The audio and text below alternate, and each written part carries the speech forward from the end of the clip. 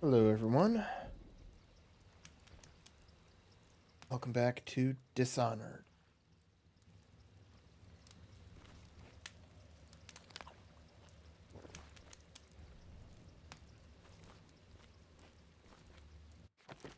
Okay, so we're going after High Overseer Campbell. Okay.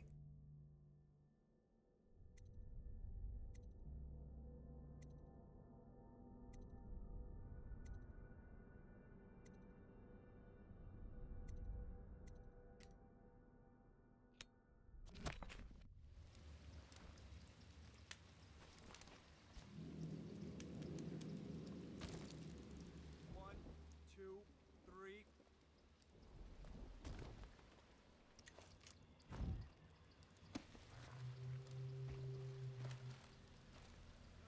Keep them coming. Let's go. It's nearly midnight. But easy, damn it. Keep them in the boat. Canal's got enough shit in it as it is.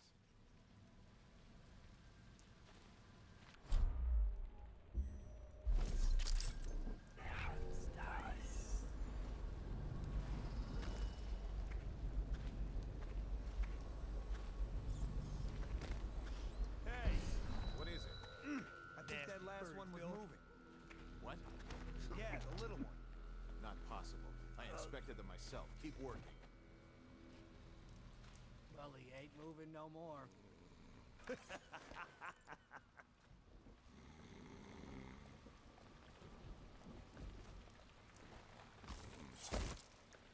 One, two, three.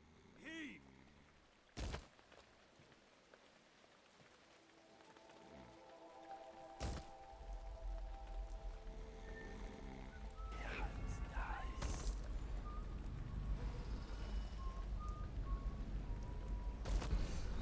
One, two, three. Heave!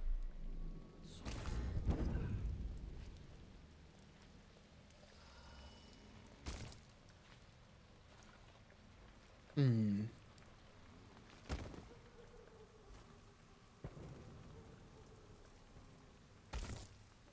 One, two, three. Heave!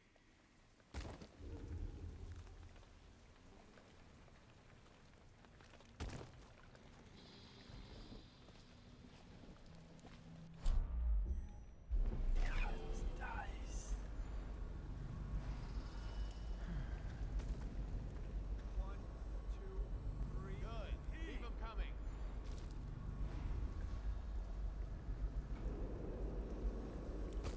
What will I do now? Fuck. Disgusting.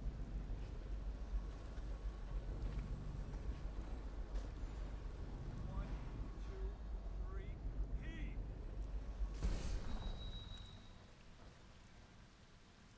A.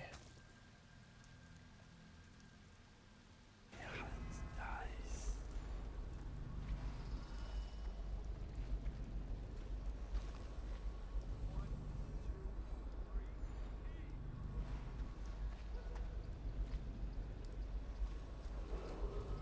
Attention Watchmen. This district is now considered a highly infected area.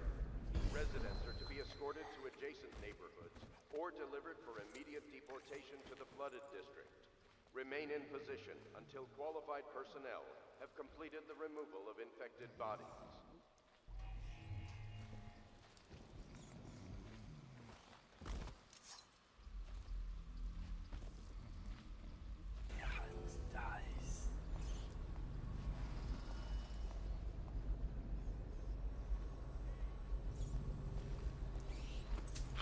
Good. Keep them coming.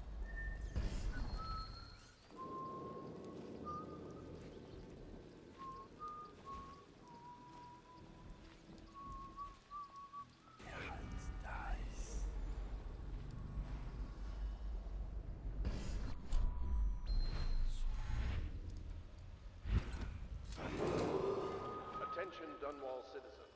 This is a special announcement from our Honorable Lord Regent. This is the Lord Regent speaking.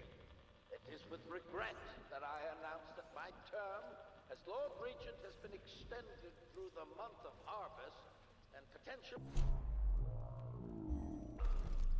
I can feel a great age ending. Continuing crisis. The overseers of the Abbey of the Everyman remain in service to the state and are empowered to enforce order whenever and wherever necessary. We owe our thanks to High Overseer Campbell for the generous loan of their services.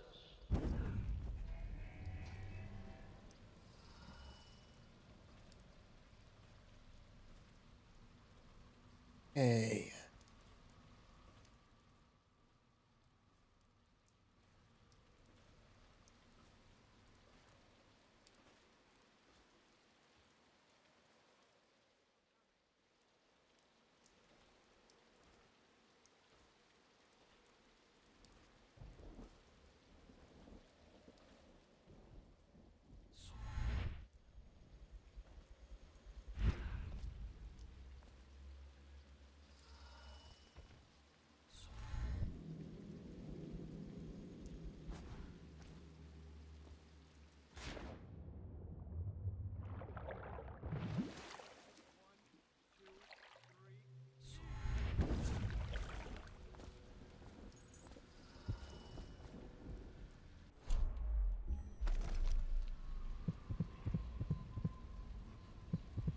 They are burning whales.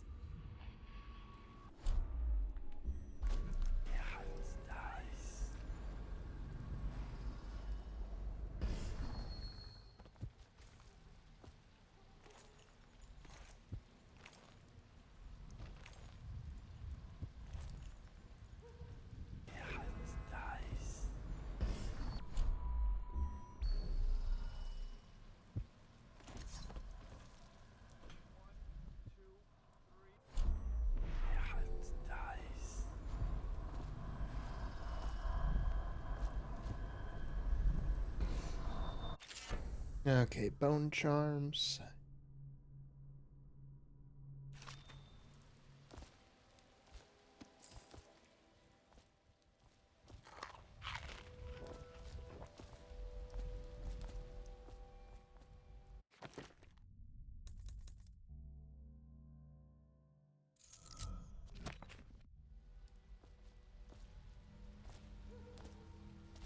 Right, Death in the Month of Songs.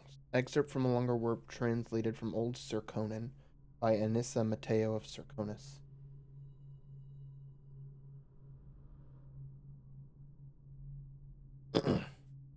She was shy in the month of hearths, hiding from my scented letters, sun-dappled cure for my loneliness. She was smiling in the month of rain, eating figs straight from the tree, a dream of sailing around the isles. She was wed in the month of clans, to her sailor cousin from Coloro, a shrill bird drilling at my chest. She was dying in the month of songs, struck by a disease from the east, a terrible kiss on her distant lips.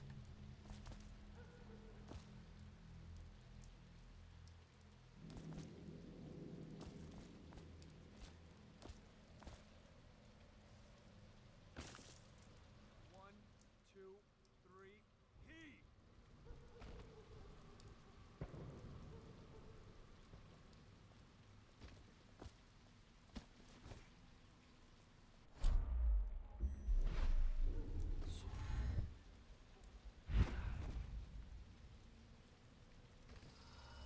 One, two, three, heave!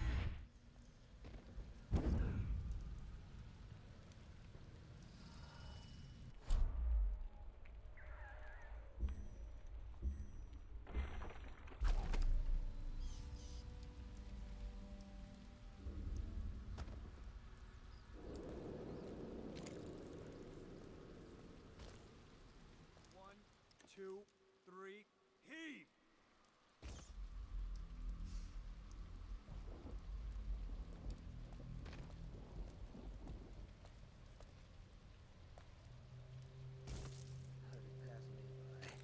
All the others. Good. Keep them coming. One, two, three, heave!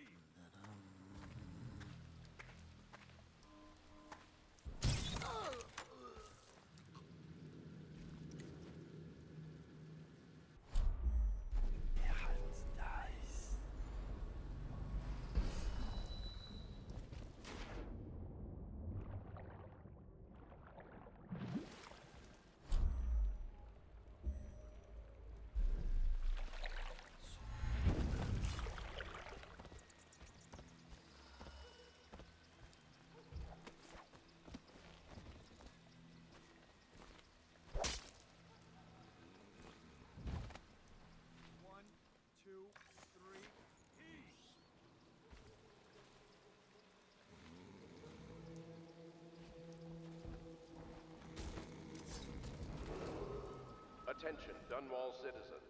The following businesses have been closed and impounded by the state due to contamination. Barrow's Bar Shop and Surgery, the Duke and Dancer Ale House, Merritt's Printing Firm, Pennyworth's Tack and Saddle Emporium, and the Smoke Street Dice Hall.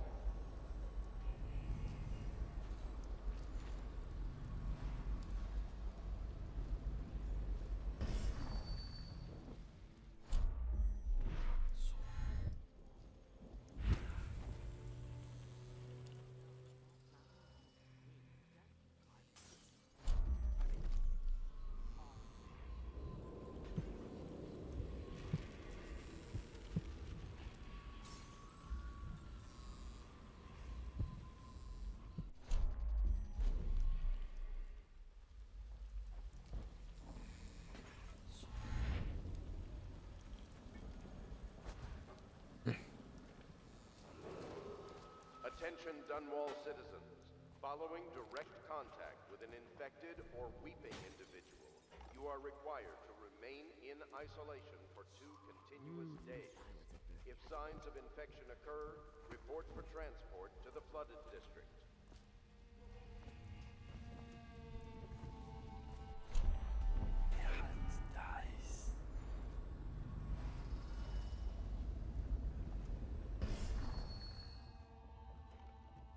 I told you the knives go on the left. They've always gone on the left. You never listen.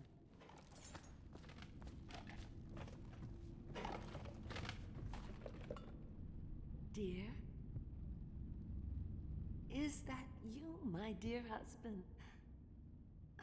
My eyes aren't what they used to be. Have you seen my little birdies? The dear things must be starving without their granny. Here, birdies. Here. Oh, my. I think I have gentlemen callers again, but not the way I used to, not the nice ones. I hear them, and they're not very polite ones either. Granny Rags, let us in. Ah, well, they'll go away again if they know what's good for them. But what a bother. Here's the key to the front door, love. You'll see to those ruffians, won't you?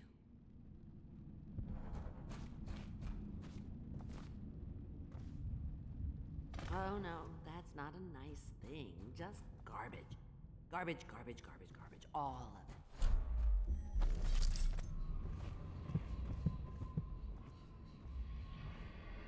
I think the little birdies are sad today.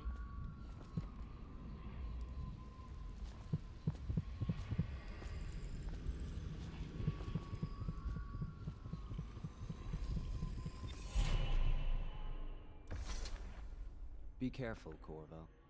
They call her Granny Rags. You wouldn't recognize her real name, or even the name of her family, but an emperor begged for her hand once, and rich young men fought each other for her favor. I watched her consider them all, measure their worth, and find them wanting. Then, she made a different choice.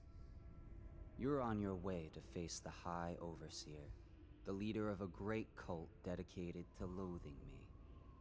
What will you do, I wonder?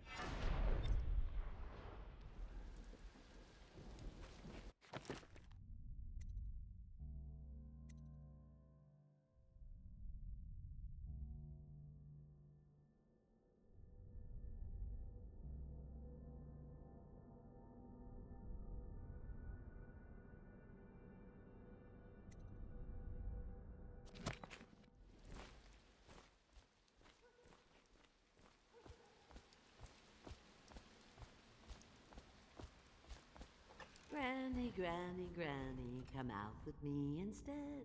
Granny, you can't because you're dead. Let us in, Granny.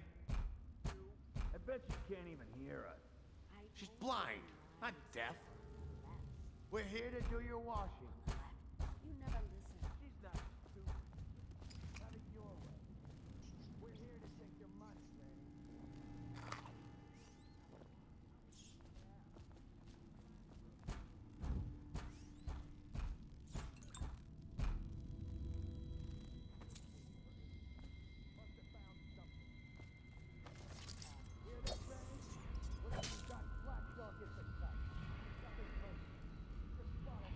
The doom of Pandisia has come to the city.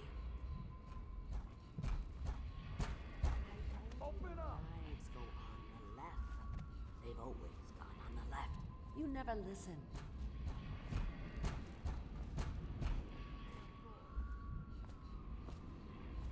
Oh no, that's not nice thing. Just garbage.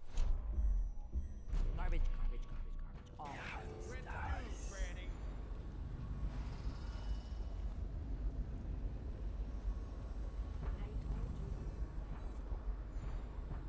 Open up!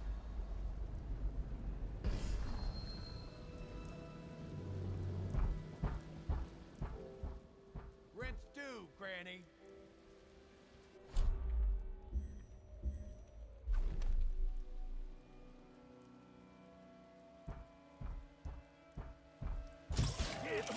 Oh, I'll find you. Here you.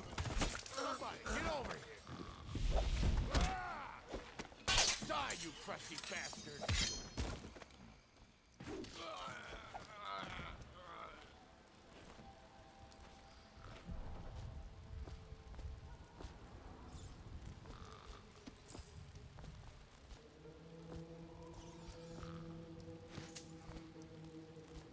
Where'd the third one go?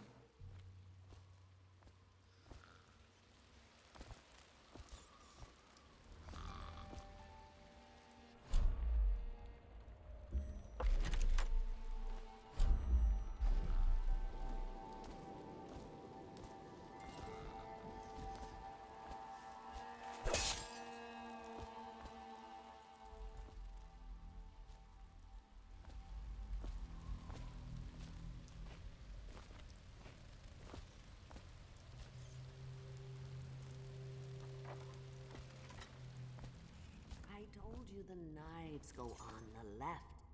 They've always gone. Oh, my dear.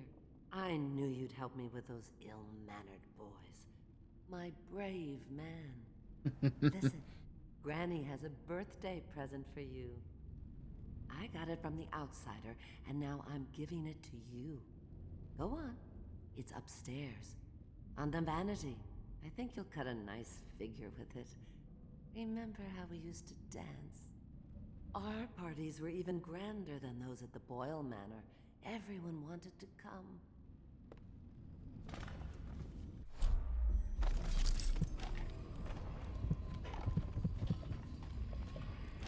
If I was a yes, I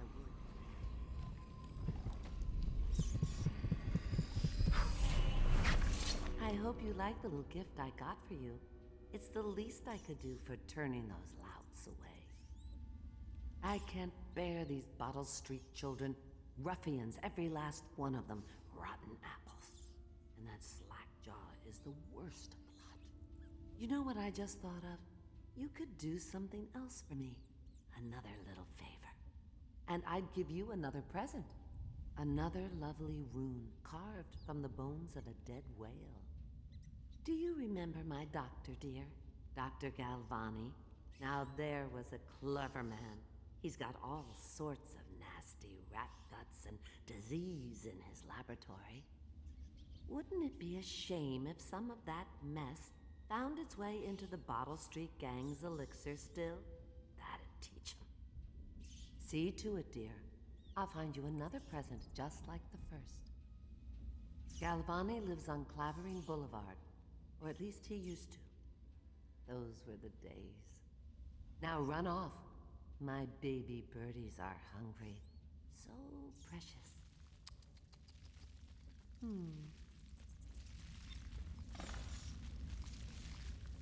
But they're shy. You'll have to go, or they won't come.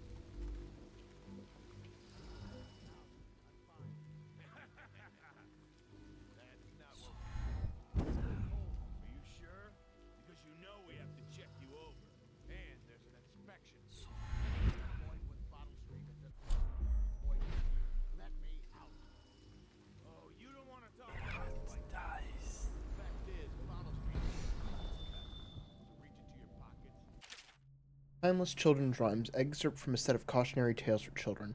They say that Jimmy Whitcomb Riley was a brawler his mates called Smiley. He ran around up and down town, pulling off every kind of crimey. On Bottle Street he hung with the boys, throwing bricks and bottles and other toys. They'd start a fight, then run and hide, breaking, laughing, far and wide. Smiley liked to eat and drink all day, and smash and bash the night away. Drunk and all alone, he drifted off asleeping, sitting on the bridge along John Clavering. When he woke, something strange he found, stranger than a singing wolfhound. He'd become a blue-jawed hagfish most slimy, and only remembered his name was Smiley. They say that Jimmy Whitcomb Riley was never seen again for all of timey, but he swam around up and down, drinking from the river, crying, "Why me?"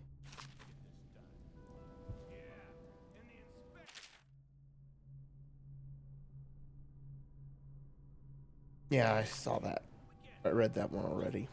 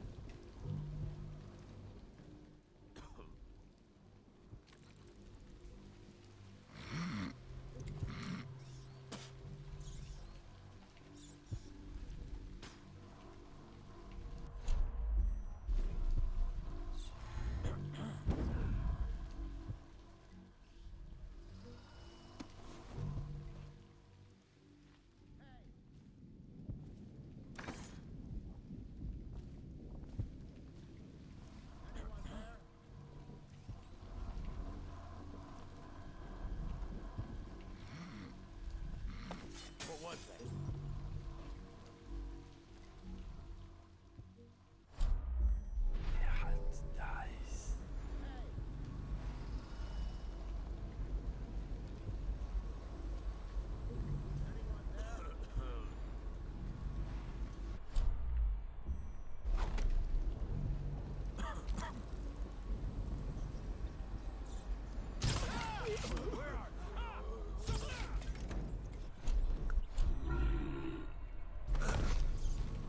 I'm trapped.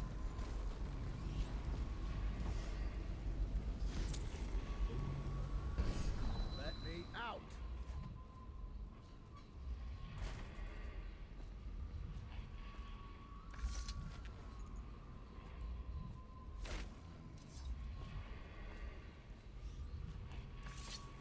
Anyone there?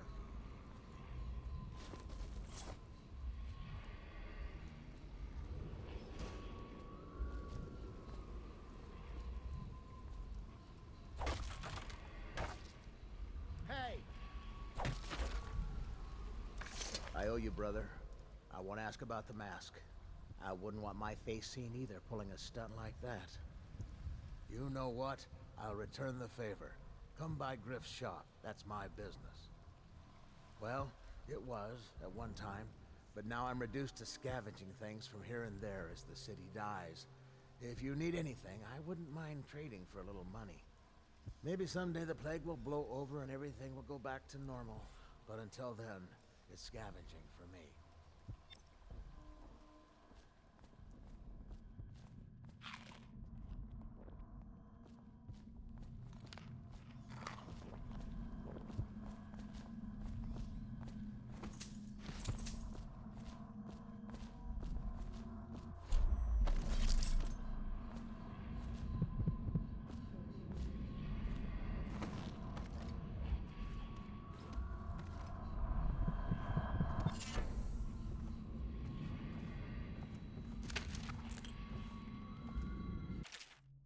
Excerpt from a book on sailing traditions in Scrimshaw.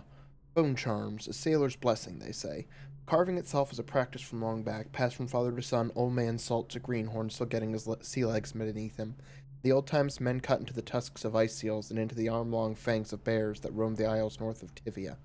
Once the whale trade began, the practitioners went to engraving the bones of those great beasts, rendering charms that sing in the night and grant some small boon to a man's vigor or defense against pregnancy.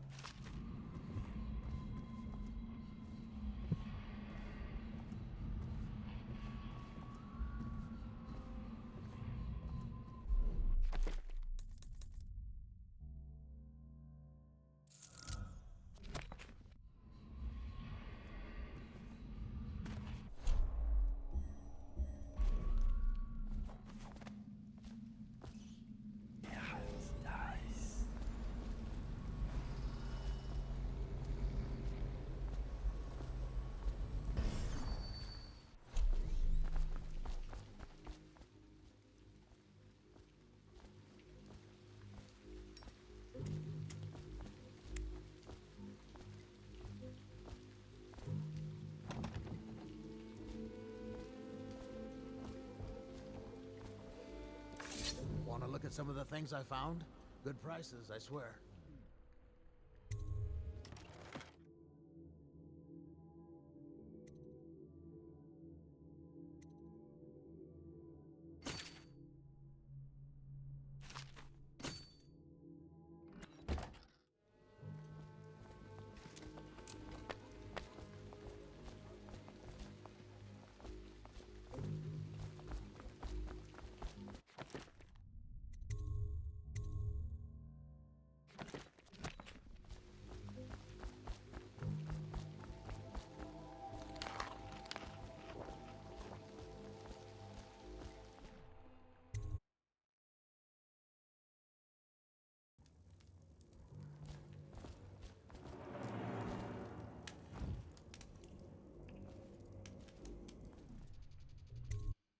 Okay, it is just levels are split into multiple areas.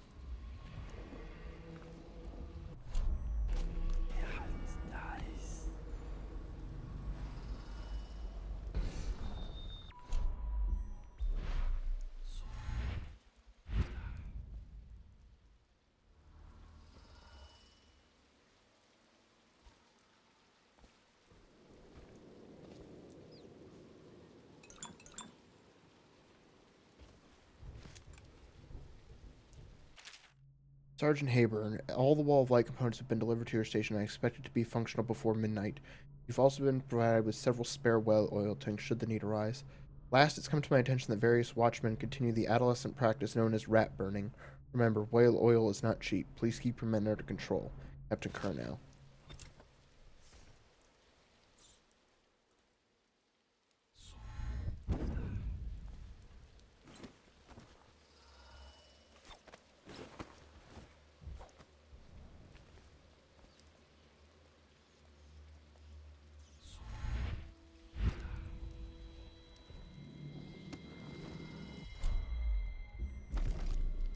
The river rushed in when the barrier broke. The whole district went dark.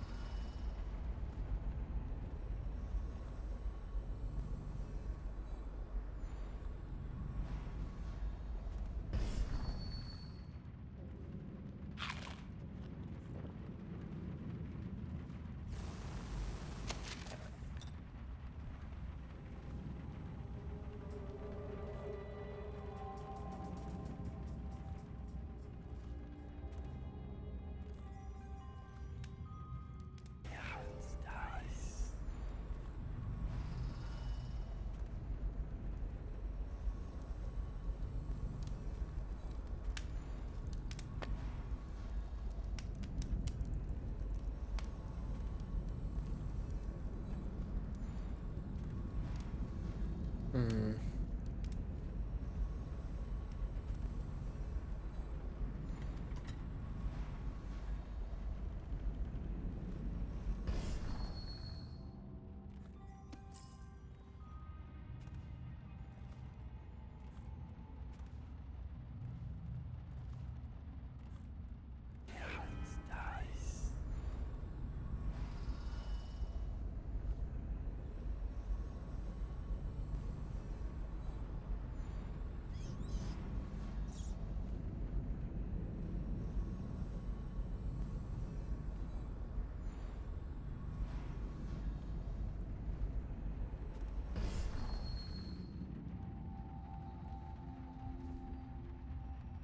Wait, did you touch the door handle to Dr. Galvani's lab? Yeah, I think so. Then you have to scrub. The rats get their vital essences everywhere, the doctor said. Vital essences? Does that mean guts? I think so. So your hands need scrubbing. You're unclean. Unclean? That's nonsense. Can't we just... No, I told you. With rubbing alcohol or white vinegar. All right, all right. What is he doing there all day? Ambrose says he breeds rats that carry the plague. Your friends are ignorant. The doctor is a brilliant man. If anyone can save this city, it's him. The royal physician is going to save us. I hear his new elixir is twice as good against the plague. I don't understand how Galvani can admire Sokolov.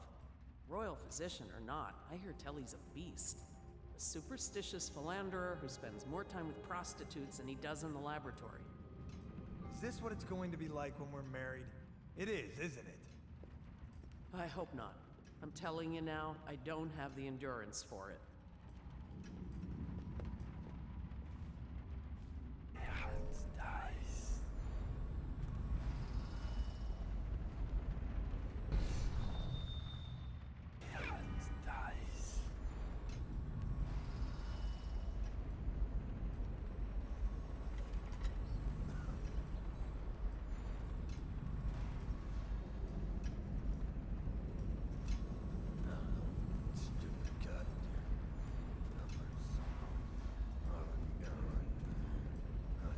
What will I do now?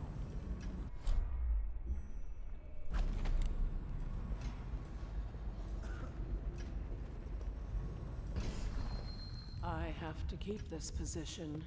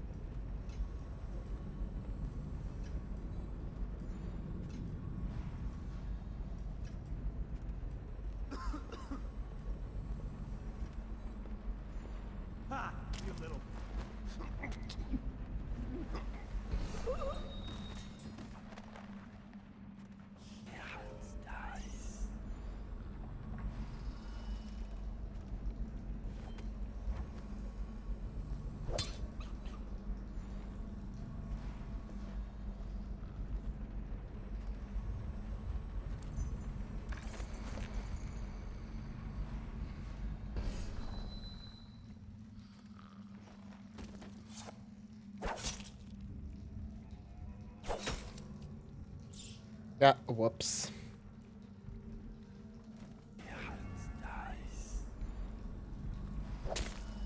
That's what I meant to do.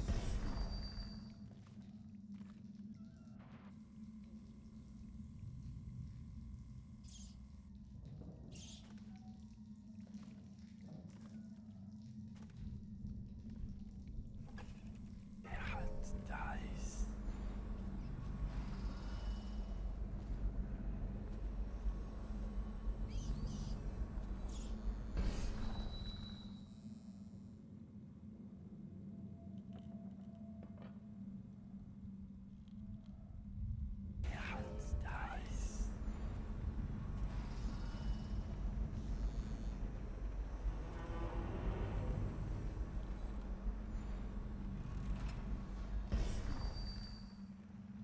287.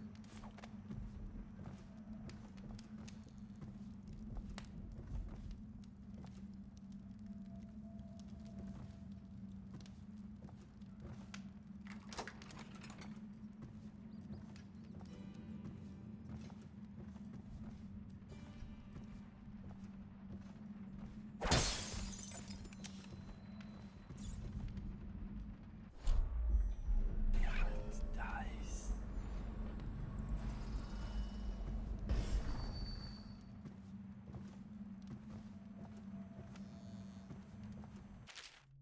Galvani, the latest case should arrive within a week, containing all the components you need. Careful with the white phosphorus. Can't have you getting Fossy Jaw, like the tanners at the edge of the city, poor bastards. Sorry you have to practice in secret. The vivisectionist should be celebrated, revered even. Cutting up rats should be done in the town square with a crowd of eager students taking notes, not in some dirty little secret room hidden behind a wall of books. Anyway, lucky for you to have an old friend who never left the academy. Let me know what else you need, but remember it might be a month before I could put together another shipment.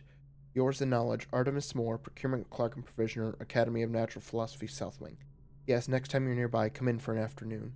We've stayed fairly insulated from the plague since so few come and go here, and we've got quite the stock of Tivian brandy.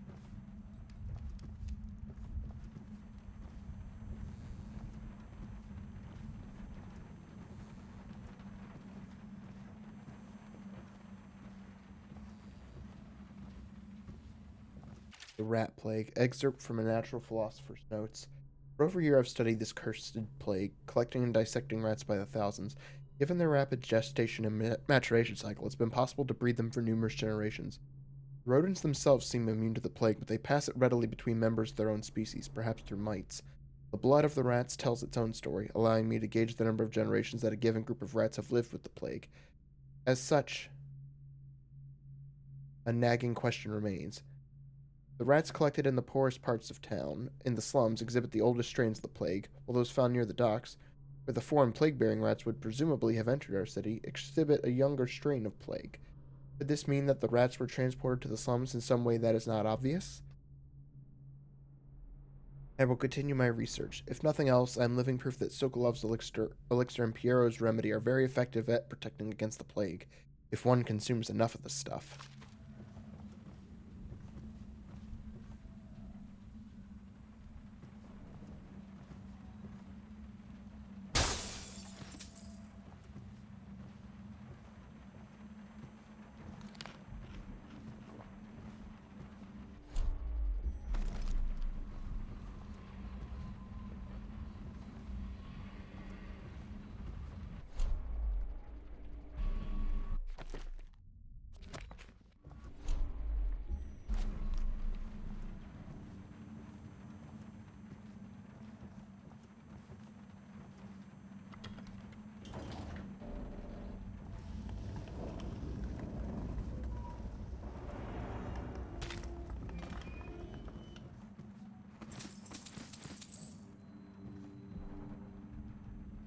Sewer capacity in the month of Nets.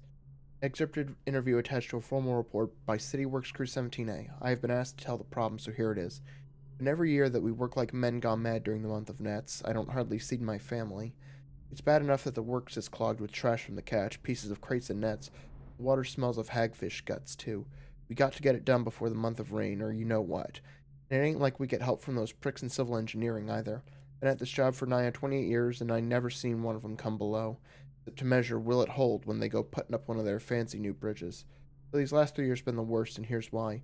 The river crusts moved into the works. We hear a man ahead yell and scream like he's burning up, and we all climb up fast. No other choice.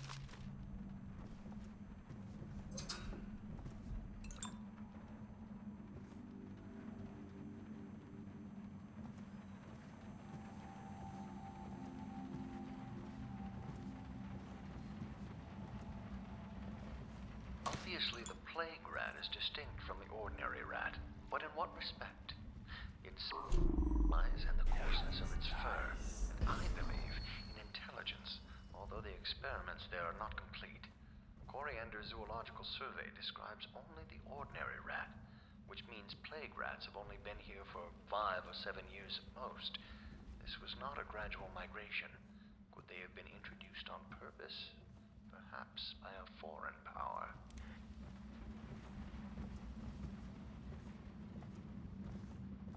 Leviathan's Sorrow, excerpt from a report on a treatise banned by the Rudshore Trade Council.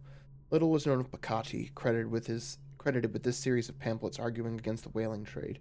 While he is gifted, his views are nonsense and threaten the economic underpinnings of the empire. 1. Enslavement. On the breeding and husbanding of whales versus hunting the beasts in the wild after a natural and free life cycle, Bacati offers no solutions for where these massive, malevolent creatures might be pastured. 2. Dissolution. Laments on the destruction of social bonds between her members. Bacati actually uses the term families. 3. Harmony. Drivel on the aesthetic wonder of what is in reality the great and terrible ocean that ever threatens to swallow us. Including arguments on the gentle nature of the brutes, a notion refuted by seamen who return to shore, wide-eyed with tales of the whale's savagery. 4. Disruption. Here Bacati is on his weakest footing, issuing up feverish warnings against the displacement of transference of natural beasts from their native environments.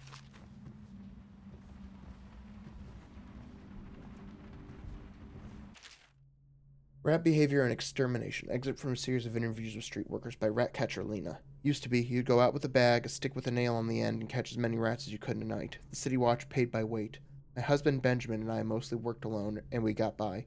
If we found a place where the rats were real bad, sometimes we'd hire a crew of street rats to work with us, the younger ones who didn't make trouble. We'd pay them with bread and apple cider. Once the plague came, the rats were different. Meaner, bigger, and a little quicker. You had to watch yourself. If you got cornered, they'd turn and the swarm would come back at you. I barely got away with my skin a few times down in the sewers. The bites hurt afterward, but it was the sounds they made that stayed in your dreams at night. It got more dangerous, and the city watch started paying better, but that didn't last long, because after a while, too many people had been stripped clean trying to fill up a bag. One slip and they'd be all over you, gnawing and trying to chew down to the bone. That's how I lost my poor Benji.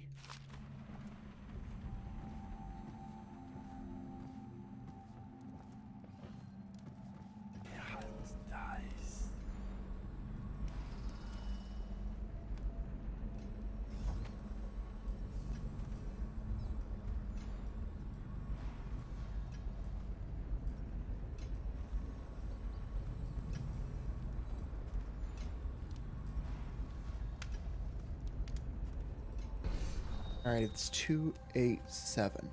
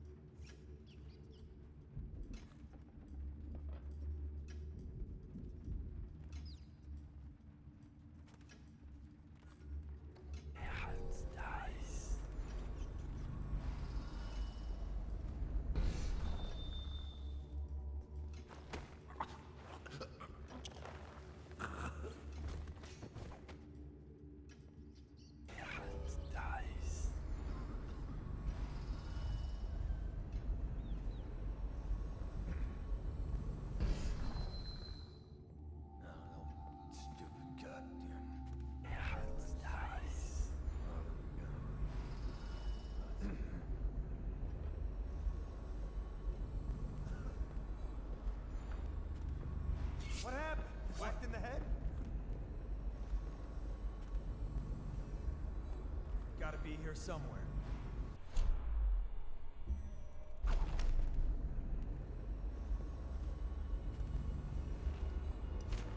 What the?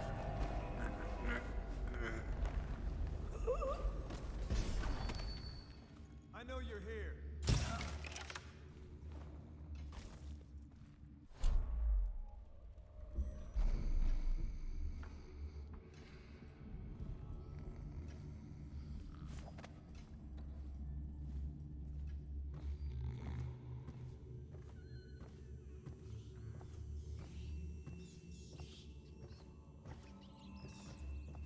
Feeding log.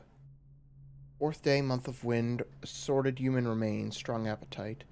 10th day, month of wind, one bag, Tivian pears, bruised, rotted, rats uninterested. 11th day, month of wind, one tin, potted whale meat, eaten. 13th day, month of wind, human torso, no trouble finding corpse parts. 17th day, no feeding, aggression increased, incident of cannibalism. 20th day, incident with previous maidservant, will withhold feeding until first day, month of darkness.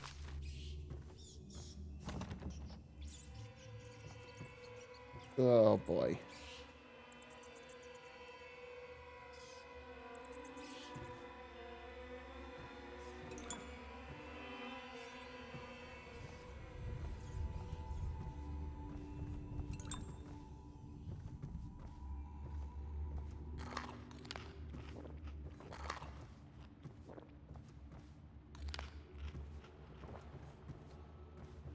Customs and Food of Morley.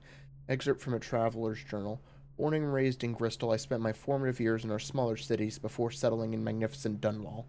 There, in the capital city, I learned to appreciate the finer things. When the opportunity arose to document my travels to Serkonos, Tivia, and finally Morley, I left my position as a clerk for the late Lord Estermont. Perhaps, like so many in Dunwall, I suffer from being excessively cultured, but I found Morley disappointing. Over the course of this journal, I will explain why I found the Festival of Churners to be tiresome despite the high banners, bare feet, and red robes, and why their renowned jellied ox tongue is something I will be struggling to forget for many years to come.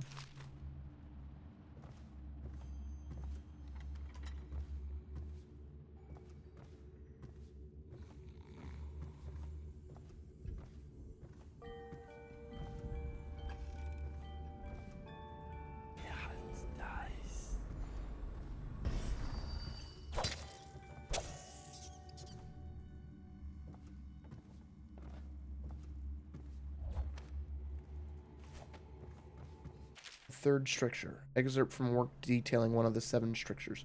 Restrict the restless hands, which quickly becomes the workmates of the outsider. Unfettered by honest labor, they rush to sordid gain, vain pursuits, and deeds of violence. Of what value are the hands that steal and kill and destroy? Instead, put your hands to the plow, the fork, and the spade. For even the lowliest labor that is rigorous squeezes the muscles as a sponge, rinsing impurities from the mind and body. Avoiding the rat plague. Oh well.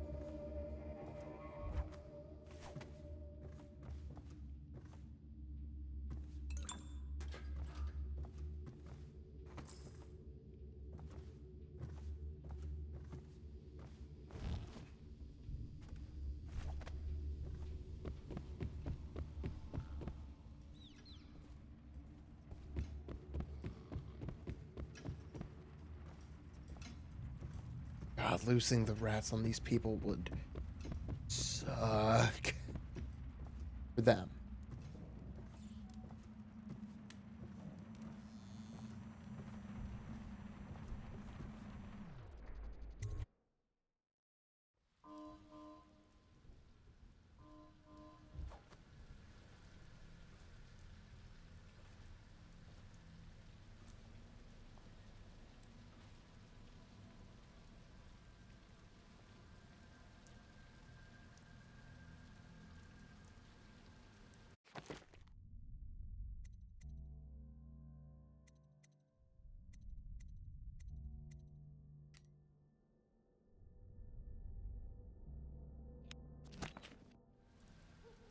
Ah, okay.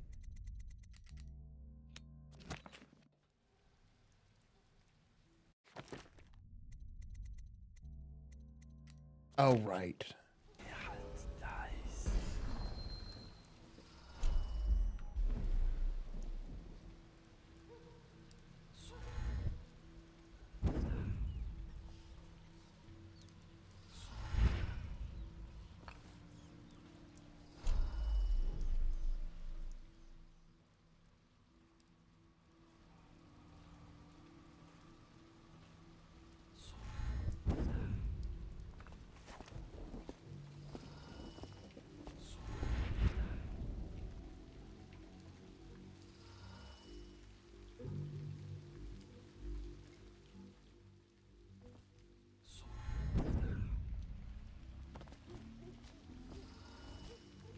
Looking for something special?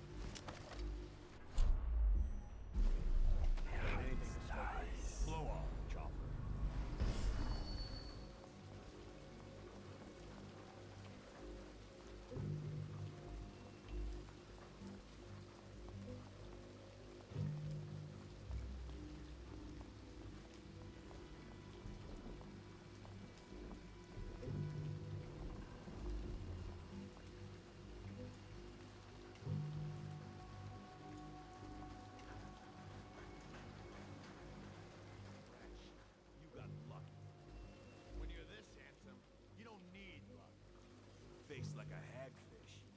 Hey, don't be sour. Say, when's Slackjaw coming down? Not till the next batch of elixirs done. He'll want to check on things. Then you better get all your shit together, huh? Everything's fine. I run the still like I run a game of Nancy. Yeah. Not fast enough. Rat.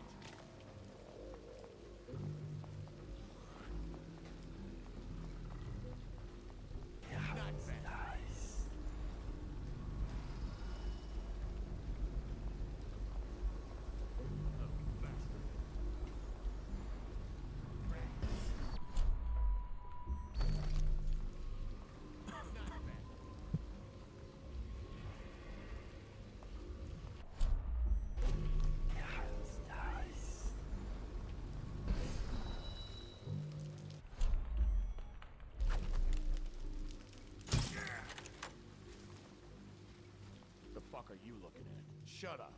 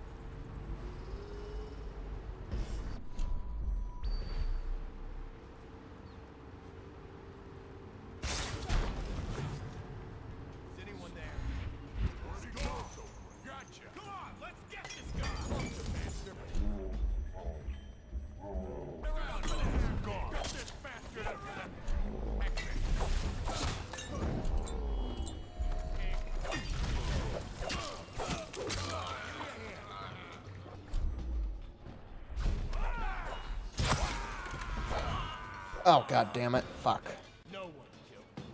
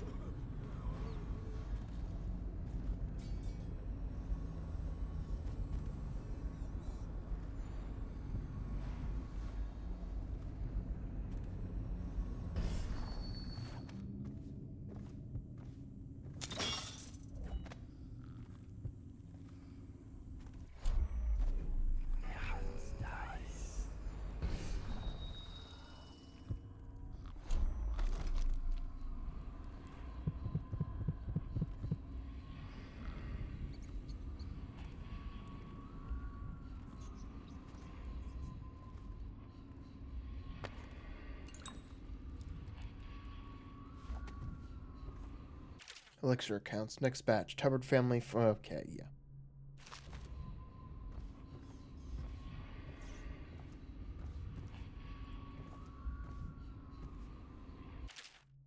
Attach an empty elixir valve to the spout before you turn the thing on. Turn the valve on. Collect the full vial. Repeat until empty. Do not break valves. Do not spill any elixir. No free swigs.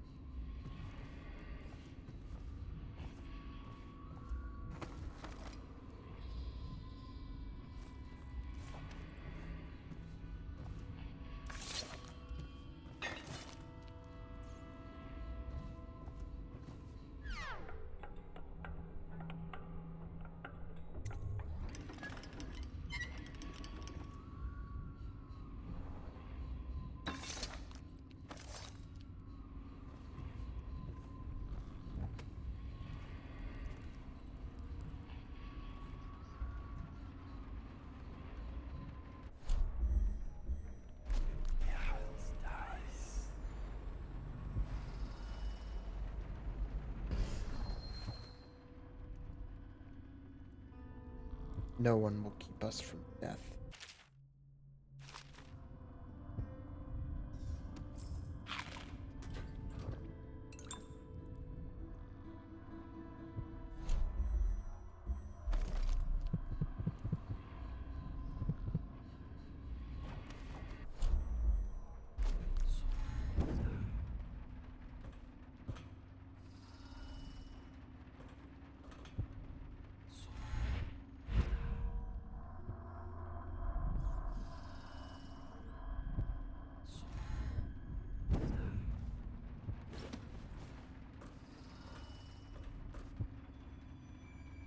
Ah.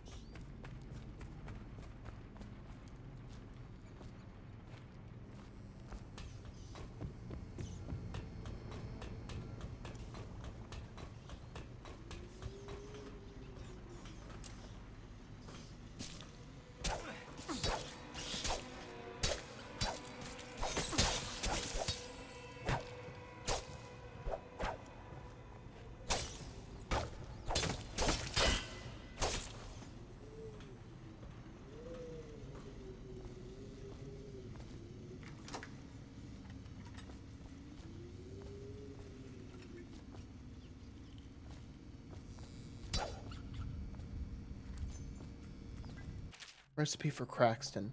Craxton, I'm coming tomorrow to check on the batch. Make sure you're wearing pants this time and stick to the recipe. 1 part Sokolov's elixir, 1 part beach gum paste, 2 parts sugar water. That's it. The more the real shit you cut in, the less there is to spread around, the less coin I make. This ain't a charity. Slackjaw.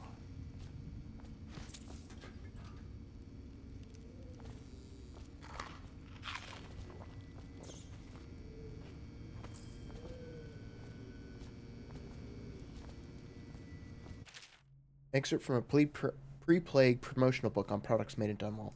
Across the Empire, Old Dunwall whiskey is not only the finest libation of its kind, but it's also an important cultural tradition among discerning folk, sophisticated and common alike. Captains moving their ships across the Great Ocean always have a bottle in their quarters for occasions. Fine restaurants and bars keep it in stock, and farmers across Crystal exchange Old Dunwall whiskey when healthy children are born.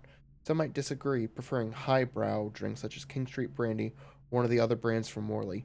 The sales of Old Dunwall have been brisk through the early years of Empress Jessamine Caldwin's reign, a trend that is expected to continue.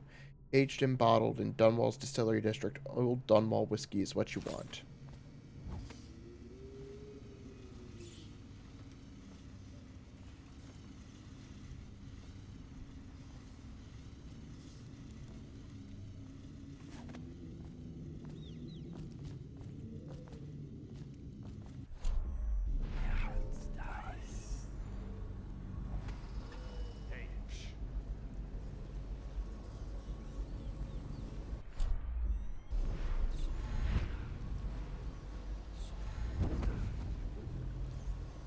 Hatters fired the first shot, but Bottle Street Gang fired the last.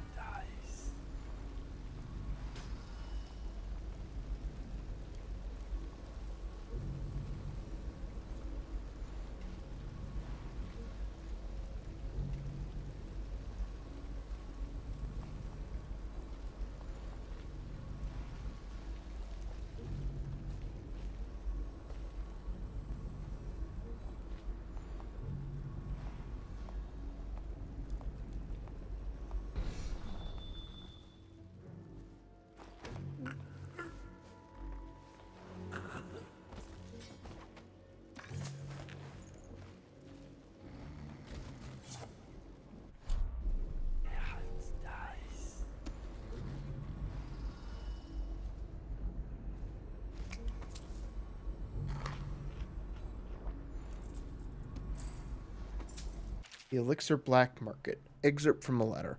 We've seen widespread looting since the month of clans. It wasn't prevalent at first, but it's a pattern now. There's an outbreak in one of the districts and the watch moves in. We quarantine buildings, put down weepers, and deport anyone showing early signs. Afterwards, the dead counters come through and the lawyers write up the paperwork to transfer ownership of businesses and homes at Parliament's discretion. Soon after, like clockwork, the gangs begin tearing the place apart. There's a fairly robust black market now because everyone wants elixir and most can't afford it. Even Sokolov's brand won't help you if you've already got the plague, but getting a regular dose is your best chance if you want to avoid contracting it. Some of the gangs have taken to buying small amounts and watering it down before selling it. And I have to admit, if I didn't have an officer's ration, I'd be buying from them. Gerard Corey, City Watch 3rd Regiment, Estate District.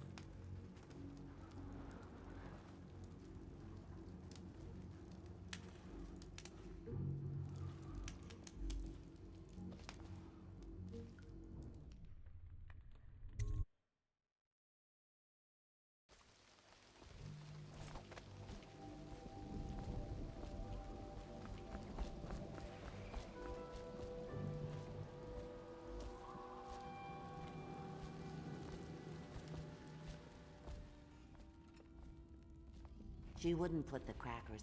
I knew you wouldn't disappoint me. Now I can stroll along the waterfront in peace. And don't think I've forgotten your little gift. Go on upstairs, dear one.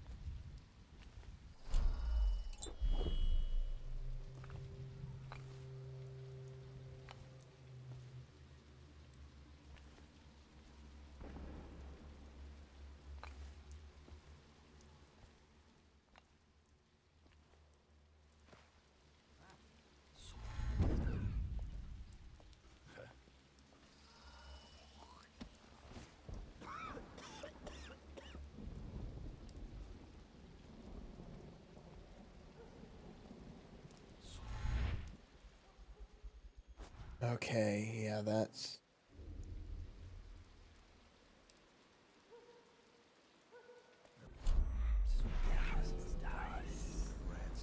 I better make a pass over here. Elixir.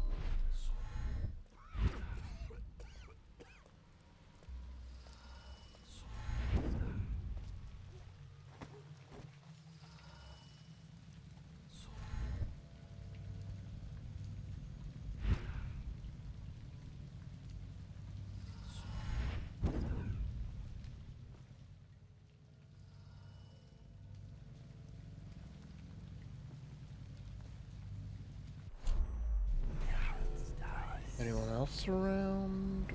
Nope.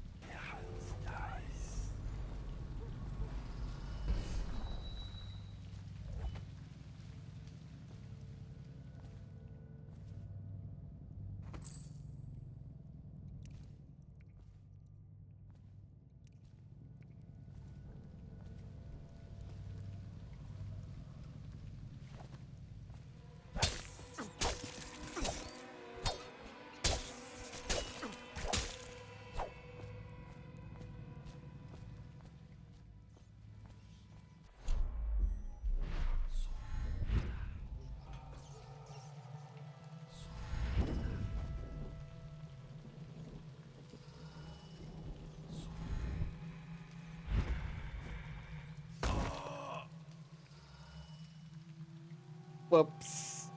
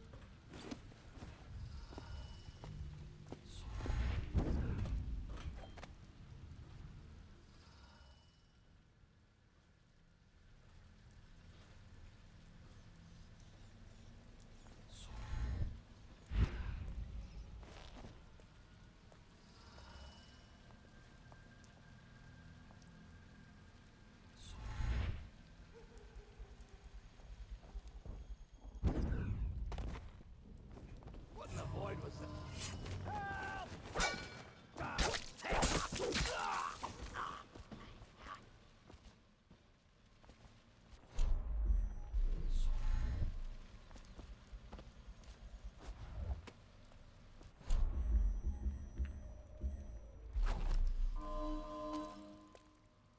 What was that?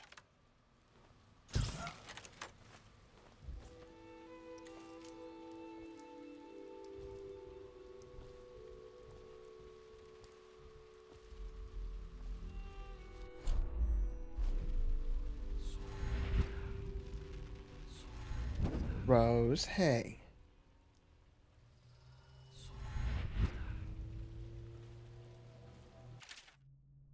The Eradication of Black Sally. Excerpt from a popular story of crime and daring by Jules Robin in the City Watch. Rose, hey. Before Slackjaw ran the streets in the distillery district, there was no boss more ruthless, violent, or dedicated to squeezing the average citizens for coin than Black Sally. Like so many from Morley, she was pale-skinned and green-eyed, with hair as black as the void. They say that she started young, and as a girl she'd stun a man with her looks, coming upon him in an alley, and smile a one-sided smile, and suddenly run him through with a knife. She'd have his money and be on her way before he breathed his final breath. As a boss, she was worse, ruling over the meanest street gang Dunwall had seen up to that time. Her operation touched everything from shipping to prostitution. She even had a racket going with the Bakers Guild. A finger in every pie, indeed. One man, Watch Captain Jules Robin, made it his mission to stop her, and kept the case going for half a decade. Black Sally met her end when Robin had his men light smoke fires in barrels, near the warehouse where she hid out during the day. As she and her gang rushed into the streets, terrified the building was burning, Captain Robin and his top officers threw nets over them and ran them all through with blade and pistol shot.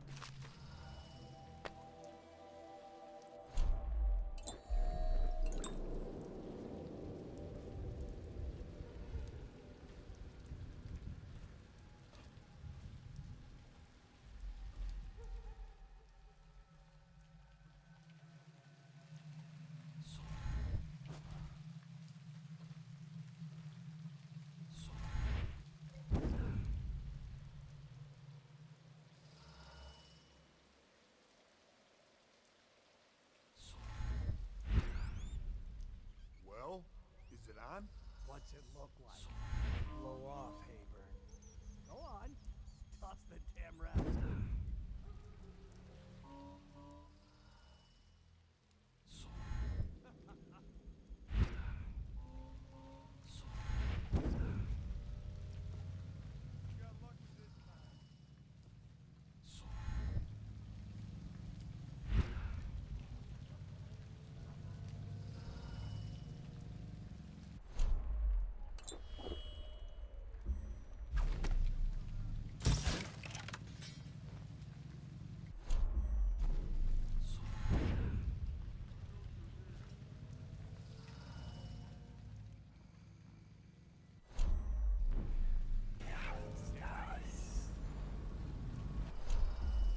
Cold as a whaler's gaff hand. 50 years old at least. This guy fought for the Empress. Forget his old ass. I can't even remember the Empress. We tagged it plain. Under Clavering Street is ours. Come on. What's the take? 20, plus 2 elixir. Looked like 25 to me. Look here. It's 20. It's 5 each, counting gold. You want me to check your pockets? Let it go, kid. Rose. Don't call me kid. You think you can cheat me?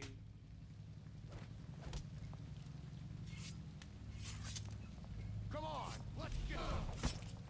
I'll stick you! This is gonna hurt! That settles that.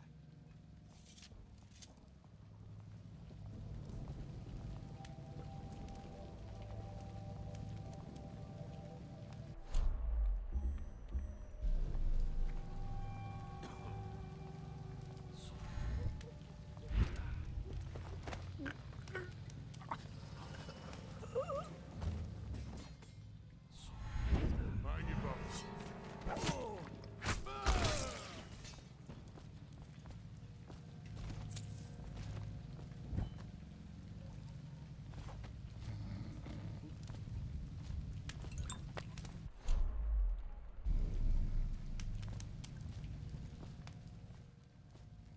Long live the Empress. She was a wench.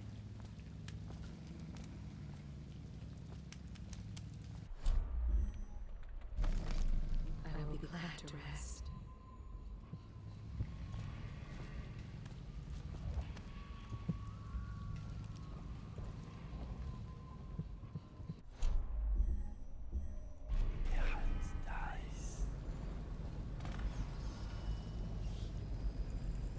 Did I tell you about the time I was caught that guy who killed the Empress?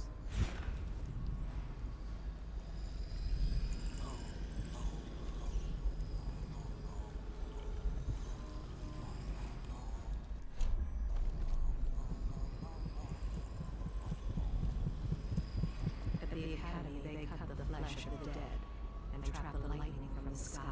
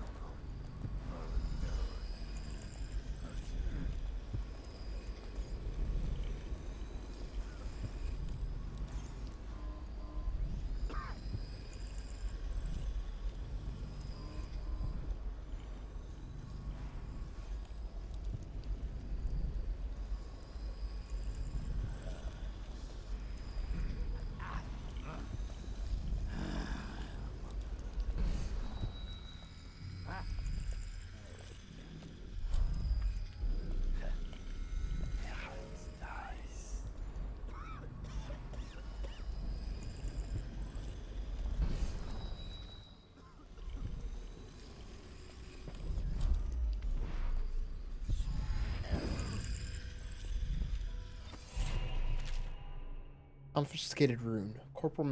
Meadows, we found this strange rune on the woman who used to sell pastries up the street.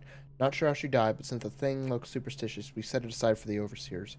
After your shift is over, take it to them for disposal, whatever they do with them. Don't forget.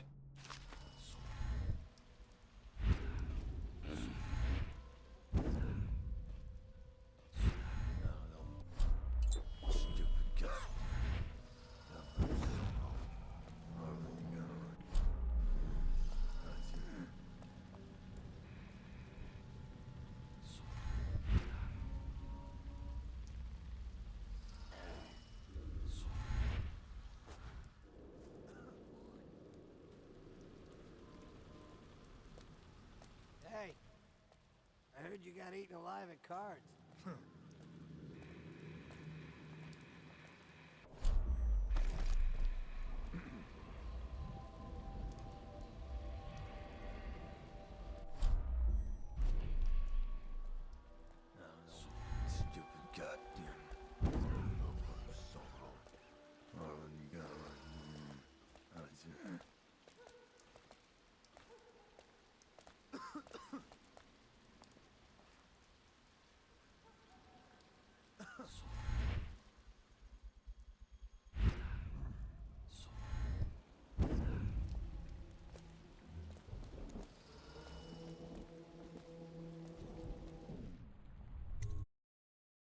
My overseer's office.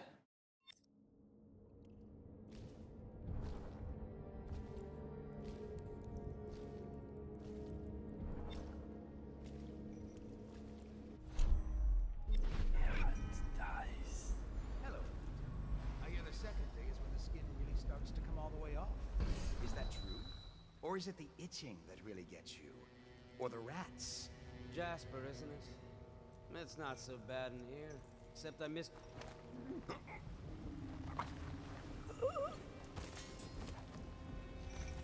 Psst. What a sight you are in that mask. I know who you are and what you're here to do. And I can help. Unlock me and I'll buy you a drink in a couple of days. By the void, I'll buy you 100 drinks.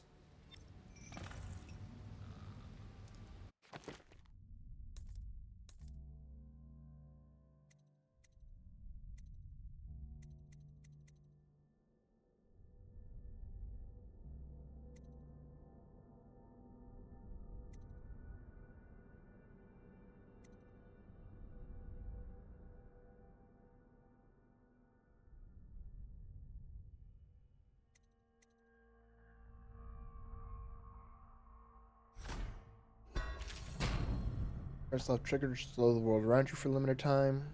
Okay.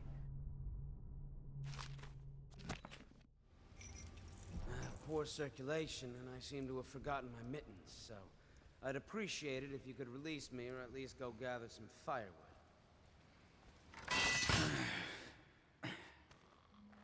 Feels good to stand up straight. Thank you, Corvo. What you're here to do tonight is of the highest importance. We've got to find Emily, so kill Campbell and make it quick. Once it's done, search his body for the journal, his notorious black book, and get out of there. Campbell is meeting with a guard named Kernow, and word from my informant is that Campbell is going to poison him. Maybe you can use that to your advantage. All right, I won't be of any help here, so I'll make my own way back to the Hound Pits pub. If I see Samuel the boatman, I'll tell him to pick you up in the backyard, behind the office of the High Overseer. May all the spirits guide you, and may our enemy's head hit the floor without you taking a scratch.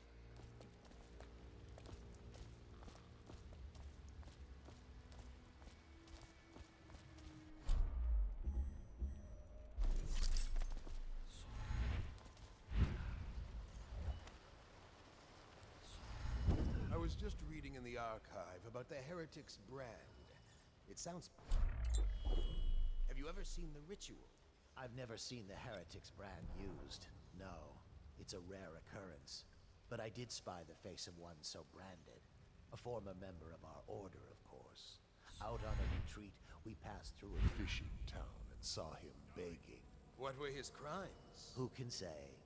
The brand is reserved for an overseer.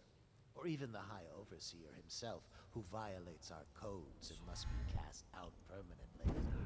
Remember the 7 strictures, and you never need worry about such matters. I will, brother.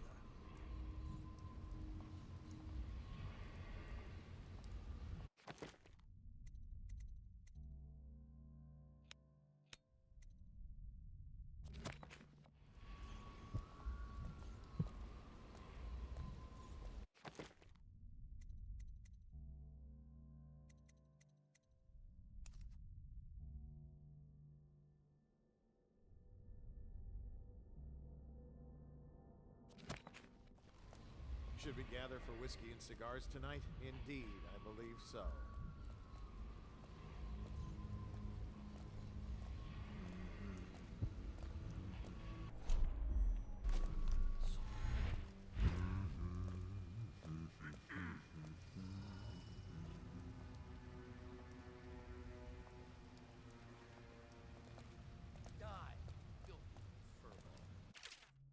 There are many pathways through your missions: front streets, alleys, windows, rat tunnels, rooftops, and water. Experiment with different ways to reach your goals.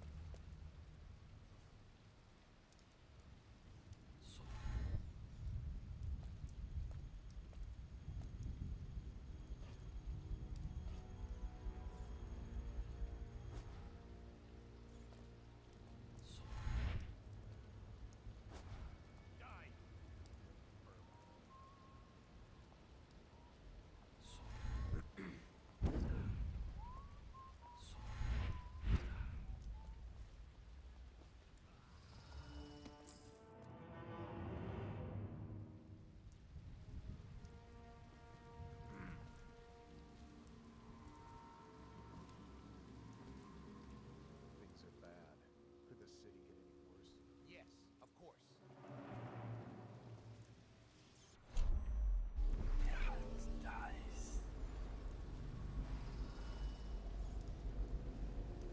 Did you get caught in the lockdown? 6 hours. Search the place top to bottom. Nothing to eat but the swill we hand out free. Of course we didn't find anything. Did I ever tell you? Time one of the second floor shutters got stuck open, and I thought I could slip out. I couldn't find a way down, and by the time I got back, it had snapped shut. I spent the rest of lockdown out on a ledge. Maybe the outsider was watching.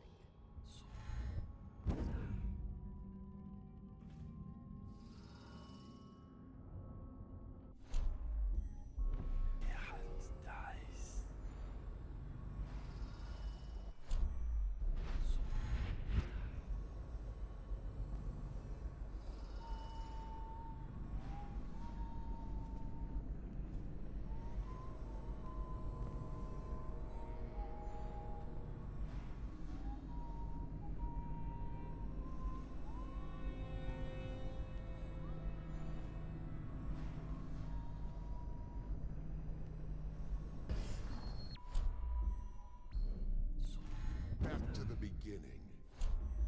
It was Martin's plot to break him out of Coldridge Prison. That's clear enough. But why Corvo?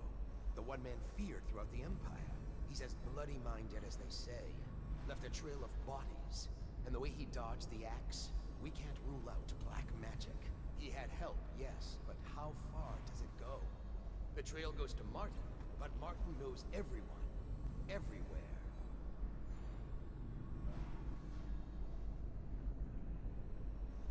Not to the flooded district, sure. Did he?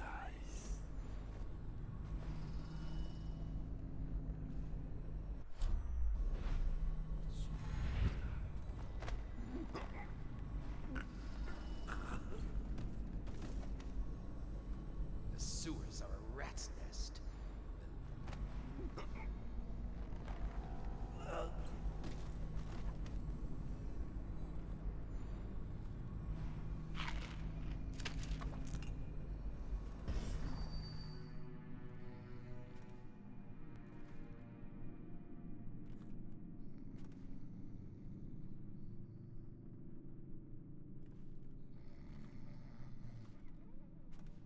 The movements of Corvo Atano.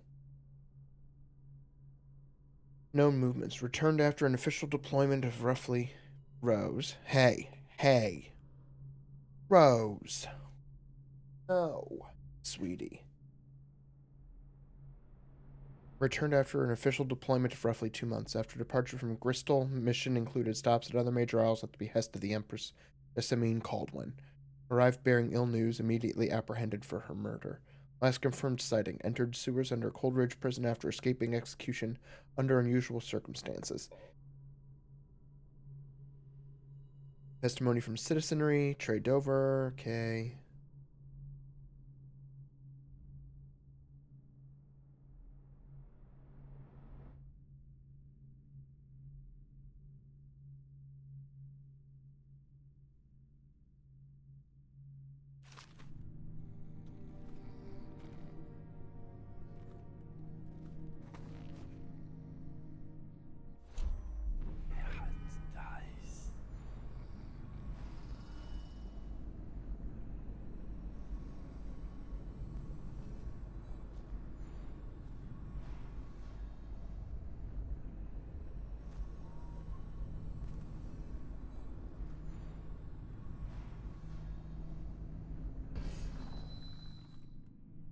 The fourth stricture.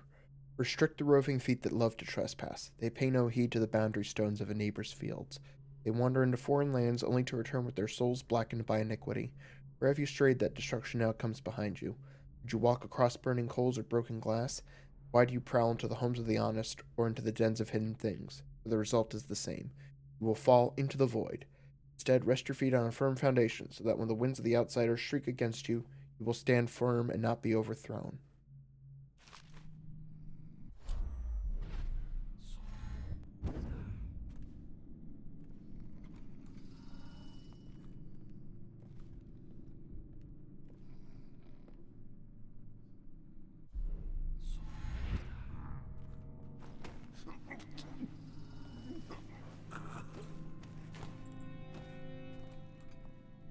Someone's supposed to be on duty over here.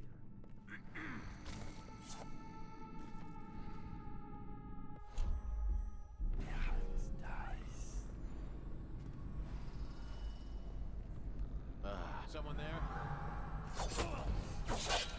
Someone!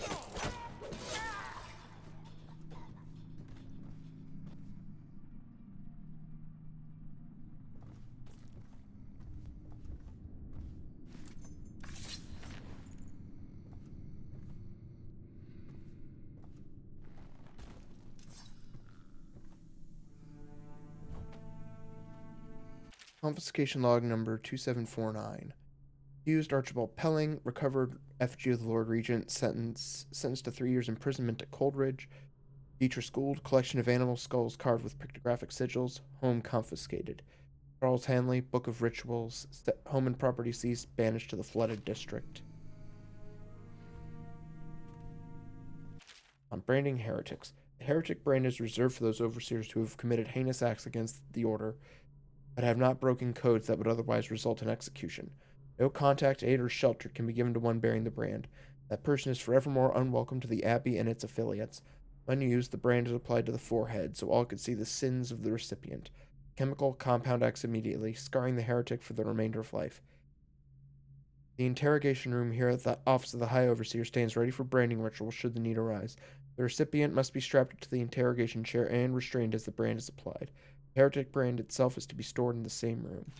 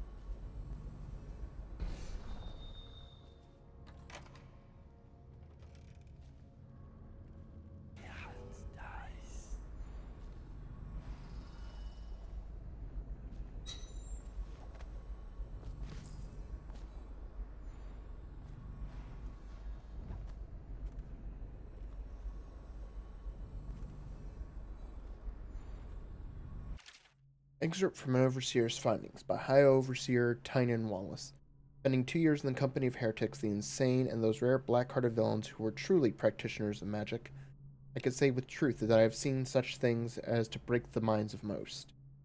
I can say with truth that I have seen such things, while the trials and burnings weigh heavily upon my heart, I must chronicle what has been a unique opportunity to witness the multifarious perversions the outsider bestows upon those who seek his black counsel. Many of those we faced were accused of bewitching their neighbors or family, controlling them from afar, or even walking around in their skins. And I have seen this with my own eyes, as one woman slid into the form of another, prowling unseen until a vigilant overseer struck down both the witch and her host. Others detailed herein were found to stand in two places seemingly at once, or to vanish from one place and appear in another. Our work was dire, we knew, for if the followers of the outsider could truly inhabit the skin of another, or move from place to place like the wind, then how can we hope to erect walls to keep him out? It was these trials that first led us to investigate barriers beyond the physical.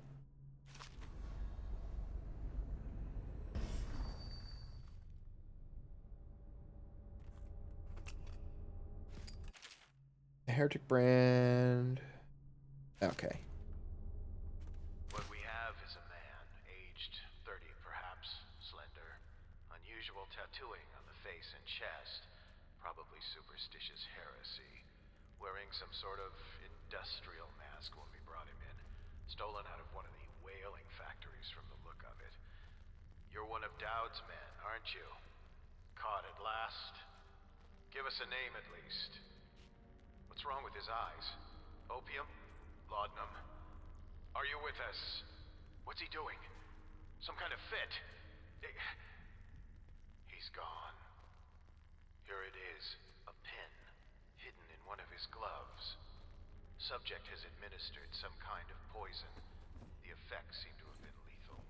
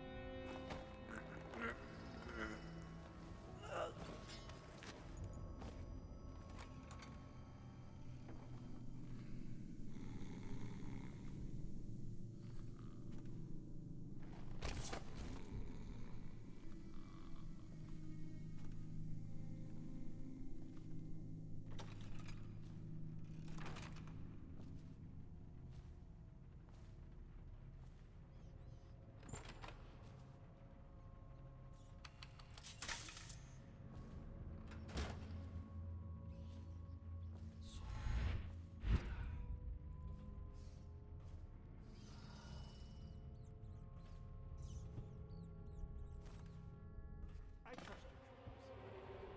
I hear the Watch is having trouble holding the side streets. Bunch of children playing games, that's all. Good, good. And your niece, Callista, isn't it? I'm very concerned about her. She'll be found. My men are searching the district by day. The poor girl. Callista's a resourceful one. Probably found a safe place to hole up in all this chaos. If my overseers hear any word, I'll come straight to you. Time for drinks.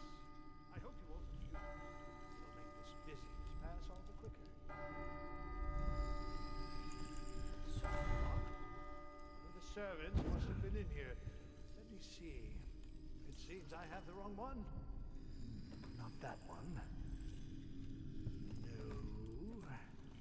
Ah, here we are. Now if you'll join me. Men will come get you when we're finished. Keep each other entertained in the meantime.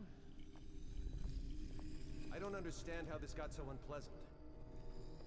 Oh, I agree, I agree. A whore dies and suddenly this. Will you have wine? It's a Tivian red. Thank you. Now, to business. What would you say happened last night? To be honest, I'm not even sure. My men, your overseers, a few... maybe a little too much ale. One harmless...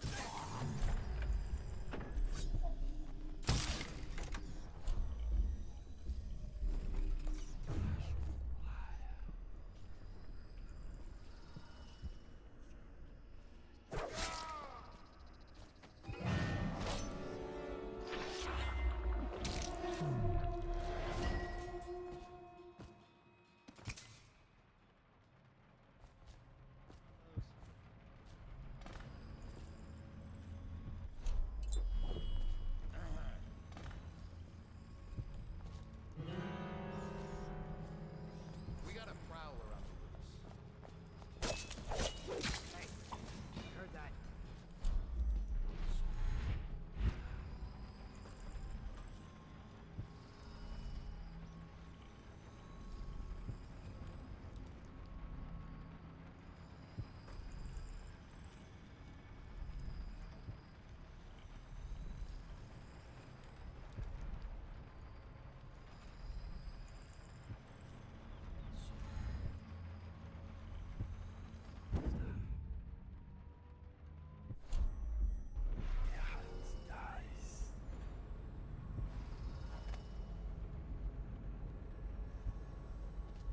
Look out.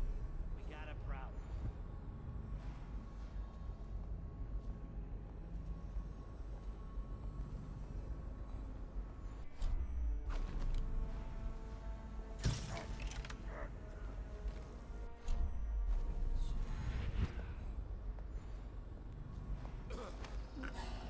Guards, to me!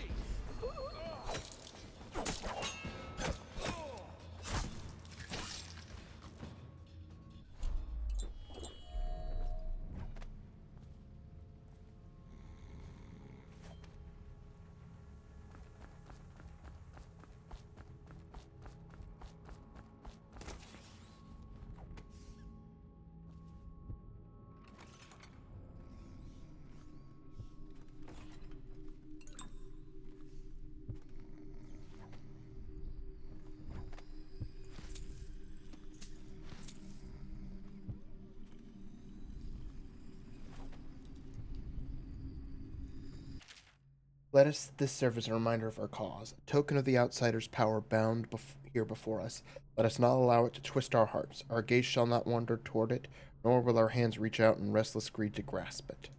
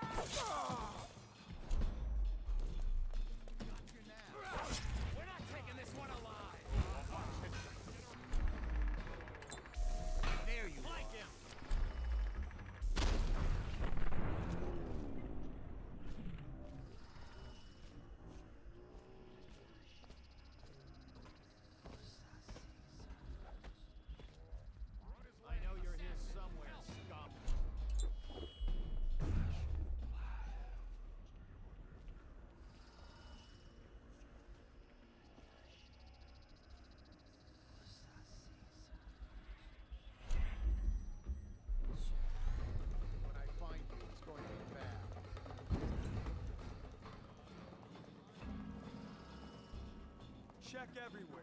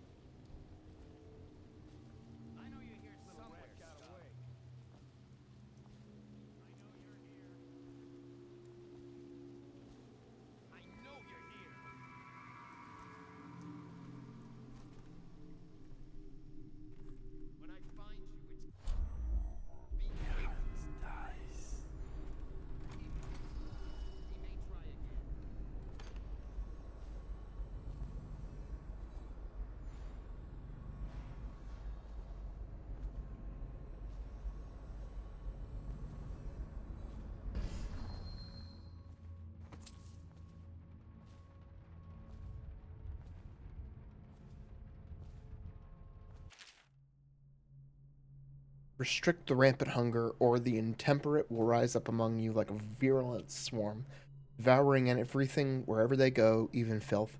What goes into your body poisons you, and if you eat filth, then filth is what you will vomit up. Surely the glutton will sell away birthright, family, and friends for a morsel of meat.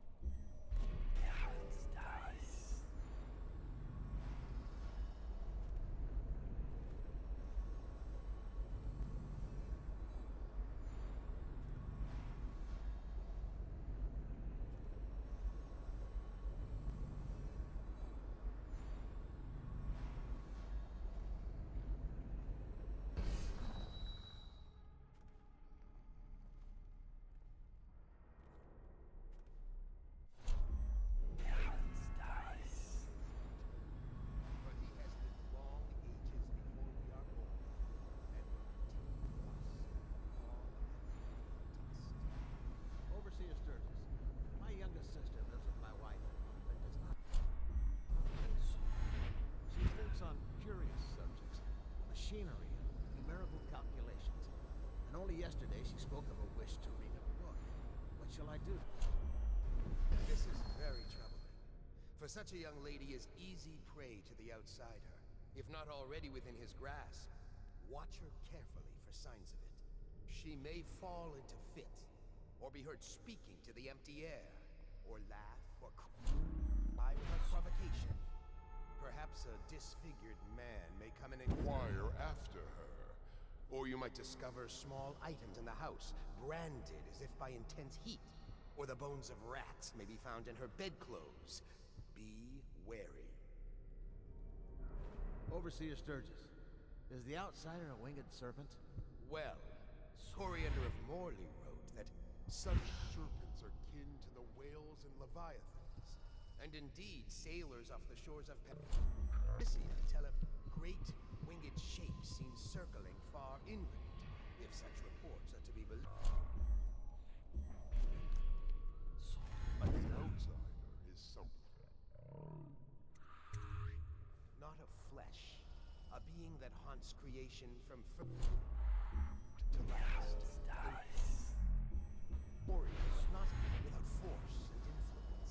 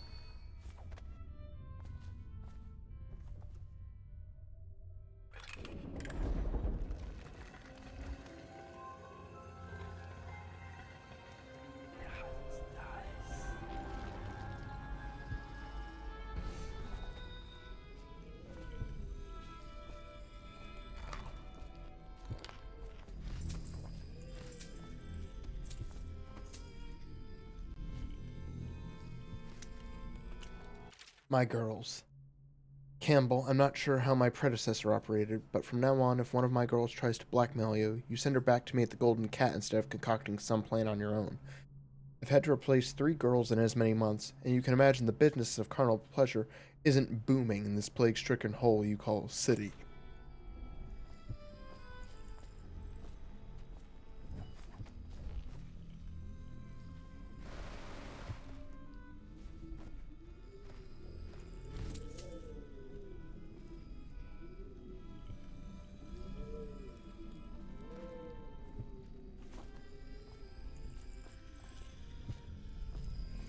Curse those fools at Coleridge for letting Corvo get away. Who knows what the man could do now?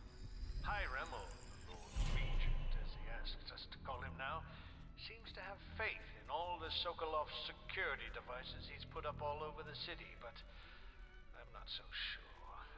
At least the girl has been moved to a safe place. Visiting her twice a week has given me ample opportunity to inspect the facilities, as they say. So there's an upside, at least. Is he fucking her? Litany on the White Cliff. Excerpt from a series of Overseer incantations by High Overseer Abram Templeton. And I say to you, brothers, it is here that we make our stand as a righteous force against the growing darkness. It is here that we unite against the spirits of the unknown that would drag us screaming into the night, never to return to our homes, to our families. Together we will serve as a rod to those who would stray from the herd, the foggy gray wastes to the outsider. We will burn a bright fire with our virtuous actions so that others will not lose their way. And to those who choose to wander beyond the walls of our homes and far places, we will strike at them swiftly before they whisper to their neighbors, filling their hearts with strangeness and doubt.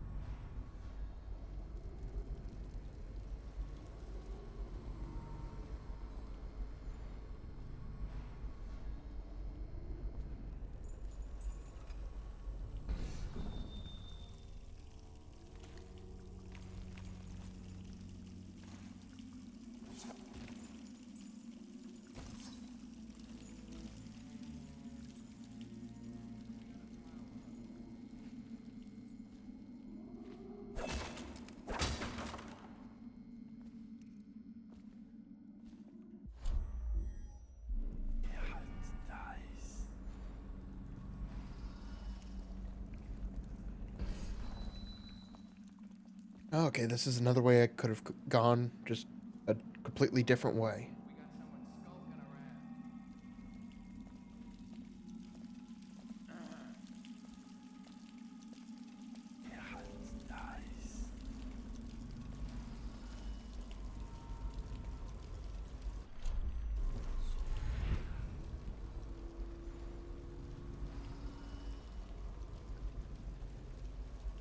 Look sharp.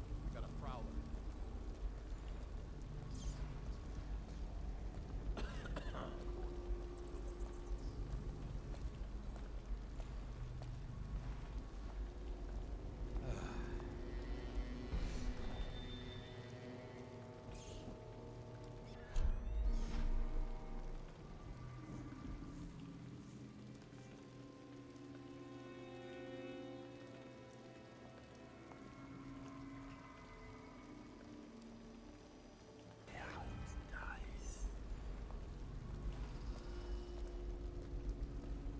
Look out. We got someone skulking around. Let's just see what happens if I get another crack at this guy.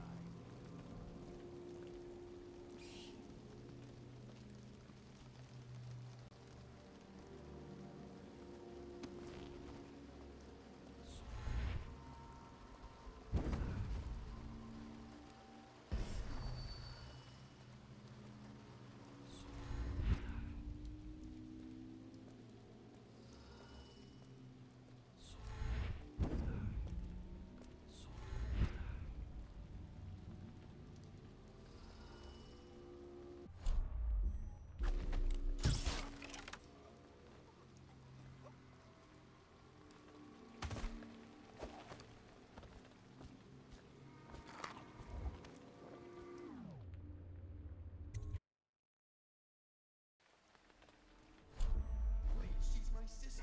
She's not a witch. I know her. Out of the way. You expect preferential treatment just because you are her brother? She will burn. All witches must burn.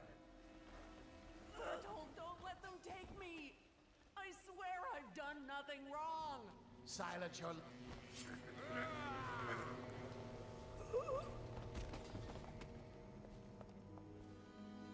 You appeared as if from nowhere.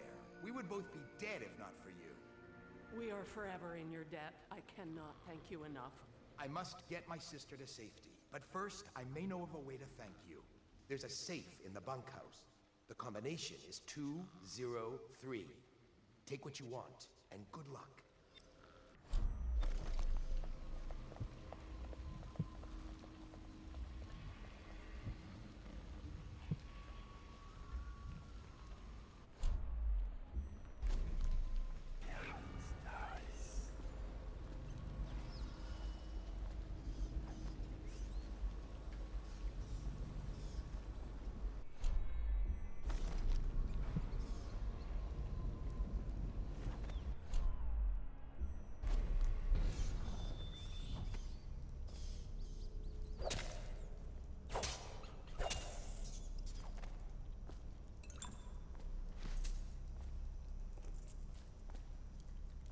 Abductee manifest. The following children have been brought to Godfrey's farm, waiting passage to Whitecliff on the 13th day, month of seeds.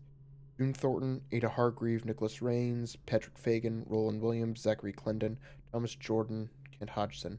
Rational allotment 12 crusts of bread, 1 wheel of blood ox, cheese, 5 tins of brined hagfish.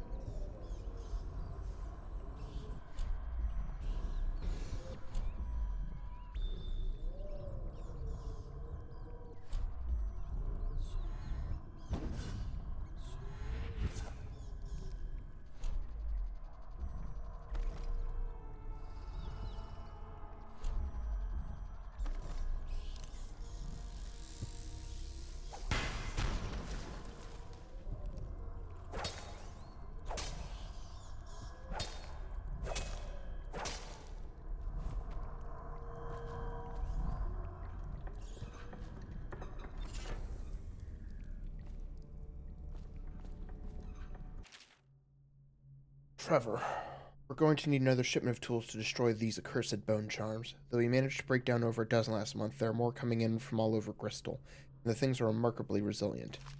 Edgar.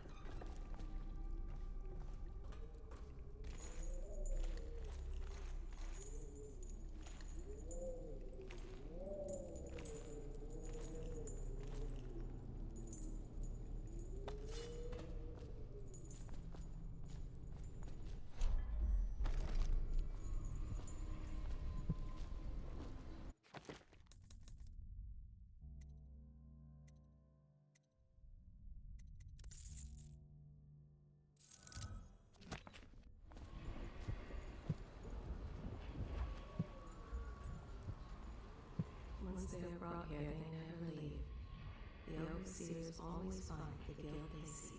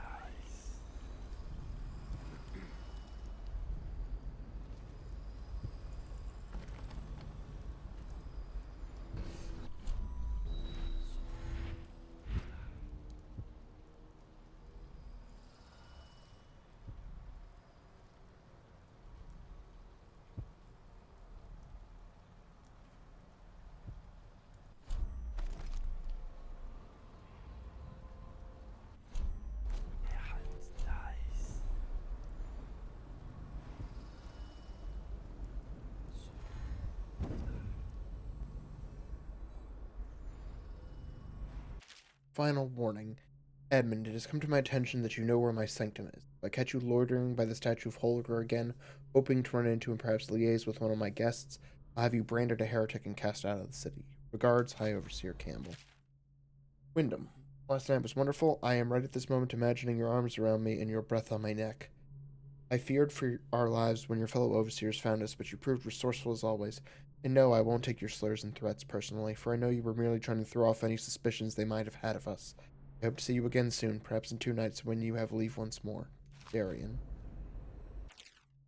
Dear Harold, I don't generally do this, but I came across a letter your parents sent when you were first taken to Whitecliff. Remember that we have rules in place to spare you the decision of trying to make contact with them. We can no longer walk among those we seek to protect. If you would at least read this letter to him, though your motives may be just, we know he's probably scared right now, and we are unable to be there for him. Son, we miss you. We're so sorry we can't come to you now and take you from wherever they've stolen you away. Be strong, son. We know you will see your way through. Please remember us and try to find us when you're free. We love you, Mama and Papa. Be warned. Found one of our brothers attempting to put a package in the post boxes for the others to find. I believe it to be the evidence of your sister's Berthold. I believe it to be the evidence of your sister's involvement in witchcraft you spoke to me about. I attempted to stop him, but he insisted that I would burn for her crimes if I was attempting to cover her deeds. You should warn her. See if the 2 of you can flee the city before they reach her. Your friend and brother.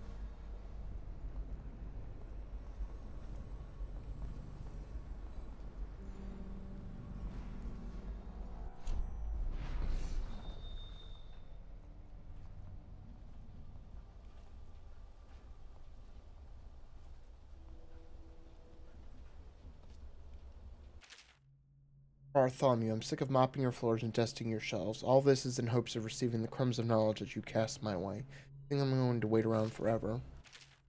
High Artificer, I was visited by Holger himself in my dreams last night.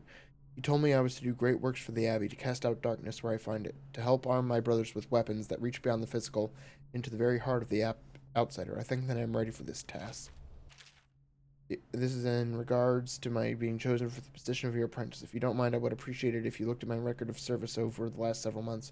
You will find that I have been High Artificer Bartholomew. I would appreciate it if you would consider promoting me to your apprentice formally so that I might work with you full time. Thank you, Humphrey.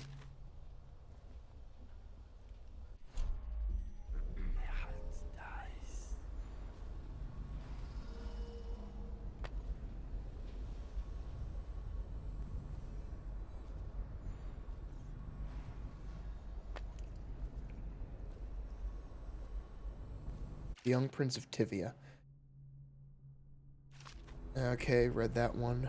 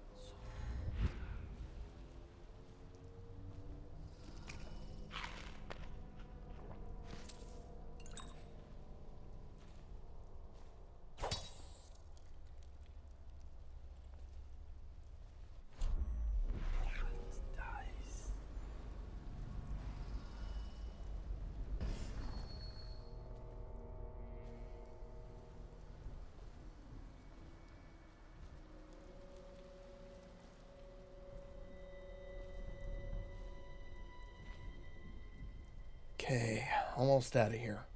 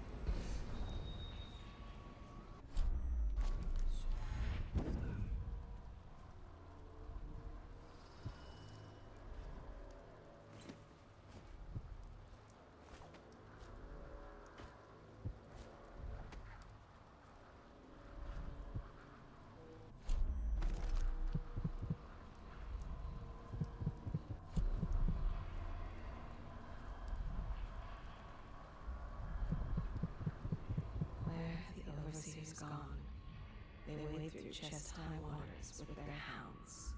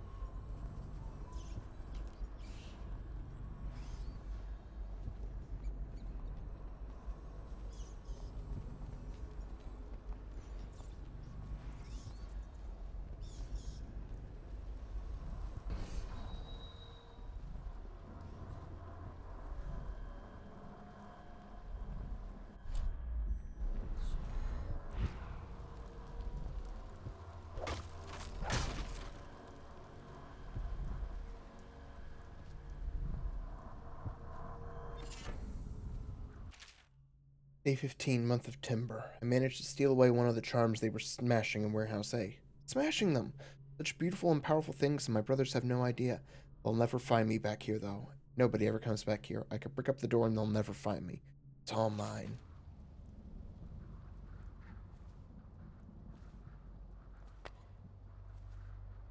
All to the Spheres, Volume 1. Excerpt from Work of Fiction, early chapter. Ah. Yeah, it's that.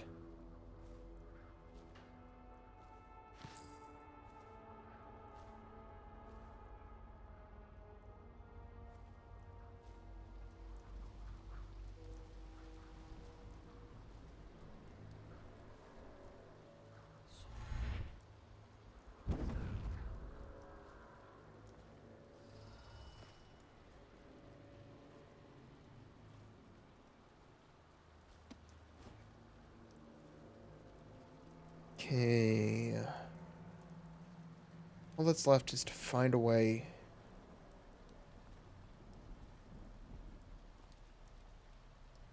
Hold on.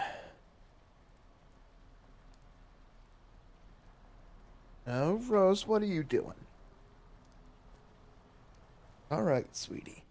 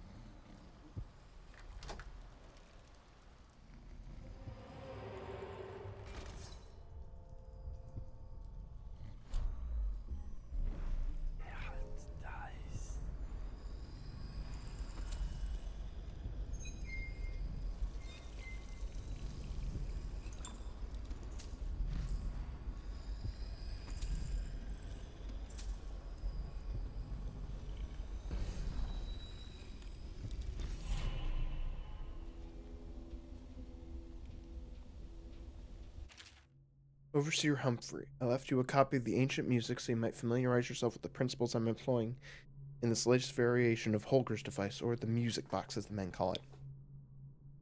As you should know, it produces harmonies that render heretical energies, or magic, inert through counterbalancing mathematical principles. Read the book and then make yourself useful by finding us some subjects to test it on. This city is choked with corruption and superstition, so I trust you won't have to look far. Signed, Har Artificer Bartholomew.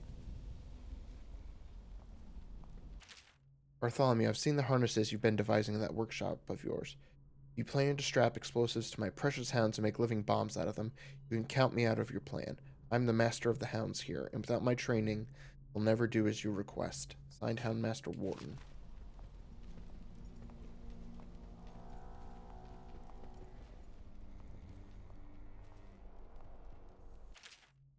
Humphrey, would you see to it that this valve gets installed in that little supply depot by the loading docks? The men have been grumbling about this for what must be months now, as if there were anything of value on the other side of that door it's supposed to open. Keep quelling problems like this for me and you just might make apprentices. Okay, so that's another way to get in. The Metaphysica Mysterium. Excerpt from a longer banned work on supernatural ritual. It is said that we should not sully our hands when combating the forces of the void. My studies have been deemed heretical by my brothers, but the rewards have been invaluable. I have harnessed the same energies employed by the outsider and his accursed followers while avoiding their corruption. I will prescribe a twofold method in this text. Indirection. As the unwholesome powers of the outsider use living flesh as a conduit, we can avoid being tainted by using the flesh of others instead. Containment. By using channels and barriers, we can focus these void energies in a raw state, shielding them from the perverse perspectives of the outsider.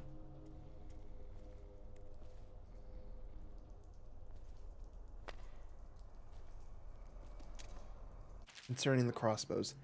Campbell, we initially thought it a great find when we came across some of the crossbows that the assassins had been using to harry our patrols. The models we found, however, have proven lacking. Dowd's men have greater accuracy and range, and I swear theirs reload faster. I'm recommending that we stick with pistols and sabers and count this as a lesson in where our strengths lie. Sincerely, High Artificer Bartholomew.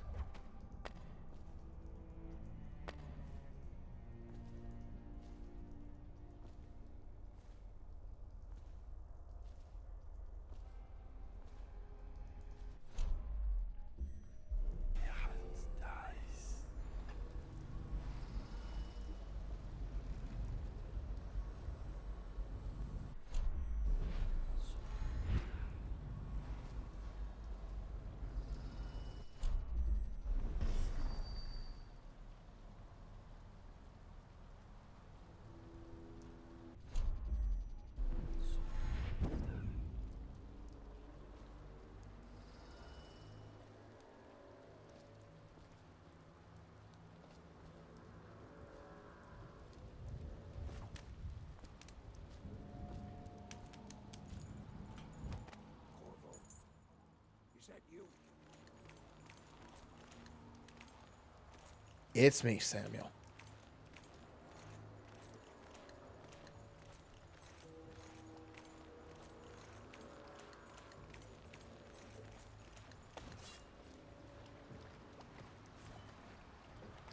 Hey, Corvo. It's Samuel. I'm here. From the way I hear it, Campbell lived a pretty posh life. Maybe it's not my place to say, but men of the faith shouldn't live like barons. Are you ready to go? Yes, take me back to the Hound Pits pub. Okay, let's go.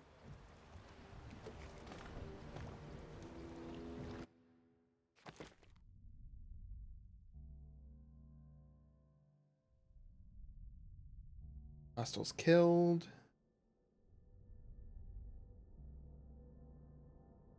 Helped Granny infect the Bottle Street gang. Rescued Griff the Scavenger, saved Captain Curnow, saved Elsa from zealous overseers.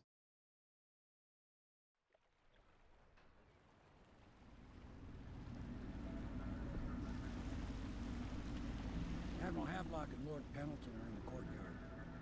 I expect I'll want to congratulate you.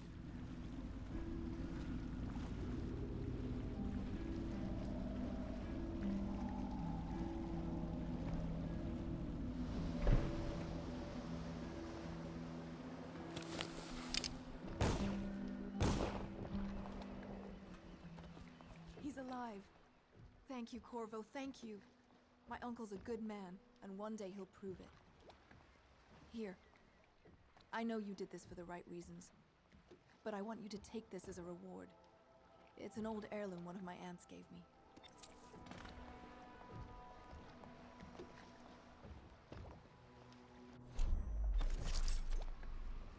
Such laughter, and they're singing old songs, linking arms. But that was from a happier time. They're all corrupt. If this is going to work, we have to take down the Lord Regent. Can I be of service to you?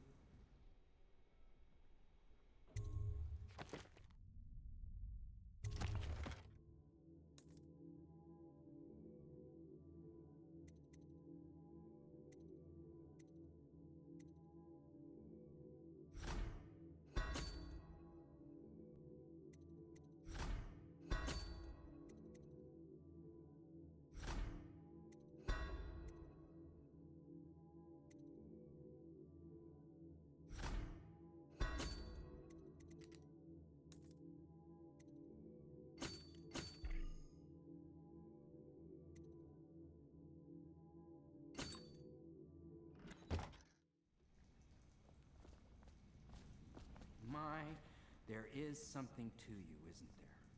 You went and spanked the High Overseer in his own house. I hope the tools I designed for you function to your satisfaction. The fact that I am standing here and talking to you affirms that this is true in several ways. He currently has a majority in Parliament. Yes, I'm aware of that. My brothers control the voting bloc for my family. You did it! Somehow you took down the High Overseer Campbell against the odds. I knew you were our man, Corvo. With Campbell gone, we've hurt the Lord Regent immeasurably. And with Martin back, we'll have the finest strategist alive. The Lord Regent must be shitting himself in Dunwall Tower. Yes, and Campbell's journal, let's not forget. Our hope is that in these encoded pages, the location and condition of Emily Caldwin can be discovered. Our entire movement will mean nothing if we can't place the rightful heir on the throne. We must act fast. No doubt the Lord Regent is holding Emily somewhere, waiting to reveal her, to step out as the hero and further cement his regency. If he doesn't bring the young lady forth soon, there will be infighting among the nobles as to who should succeed the Empress. Yes, time is against us. But now you should take a well-earned rest, Corvo. We will decipher the contents of the High Overseer's journal and share them with you later. Sleep sounds good. I could use the rest.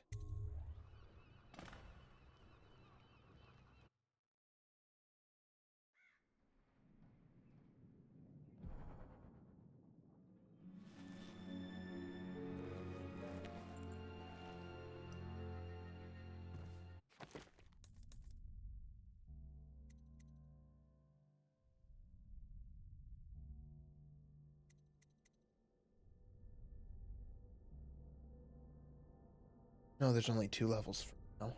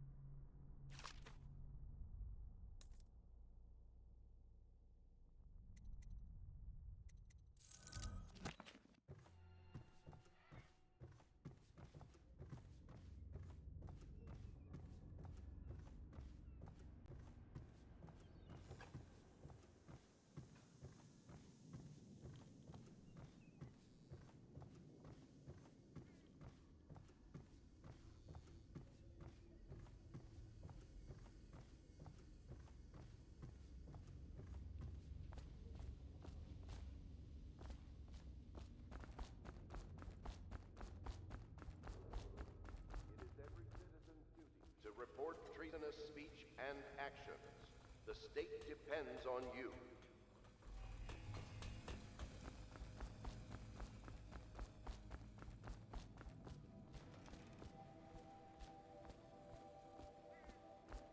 Oh, okay, he's around the other way.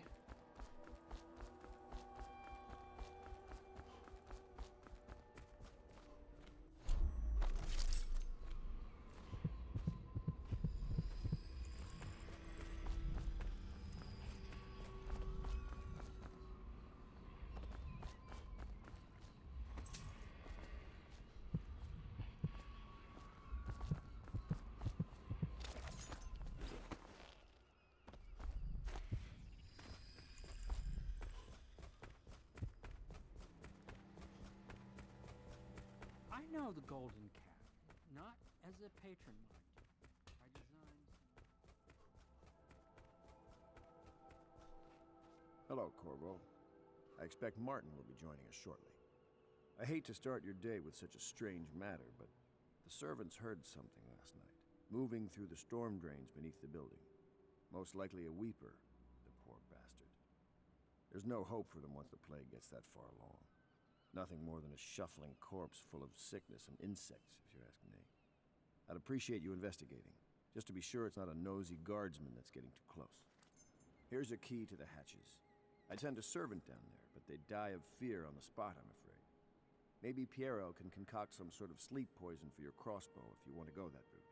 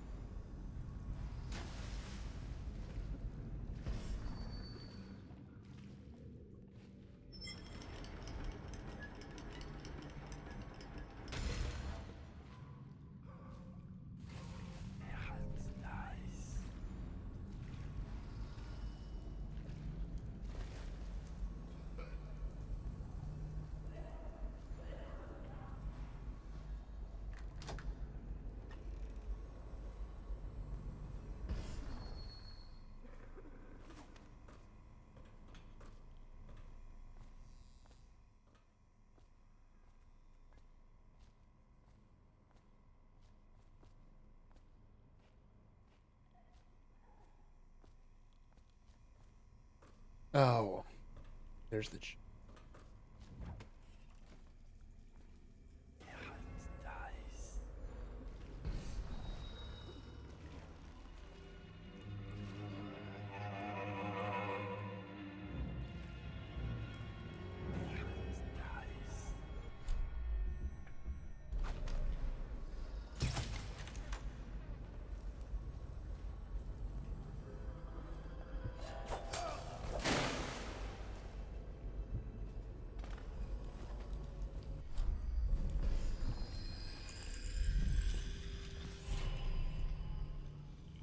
An ancient note.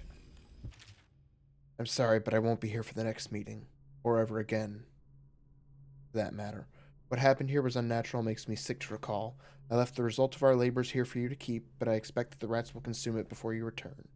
Goodbye.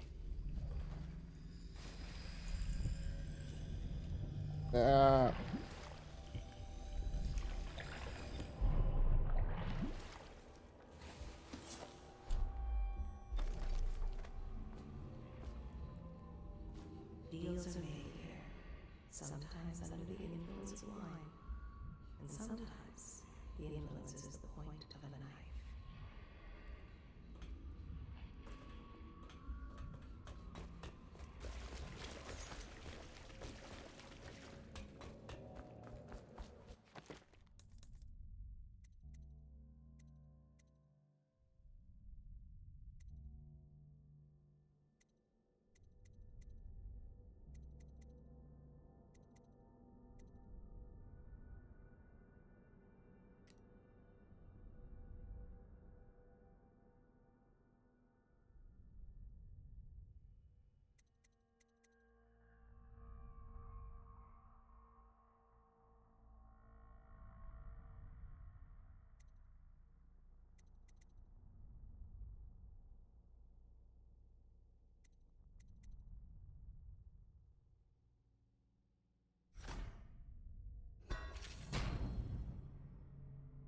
Okay.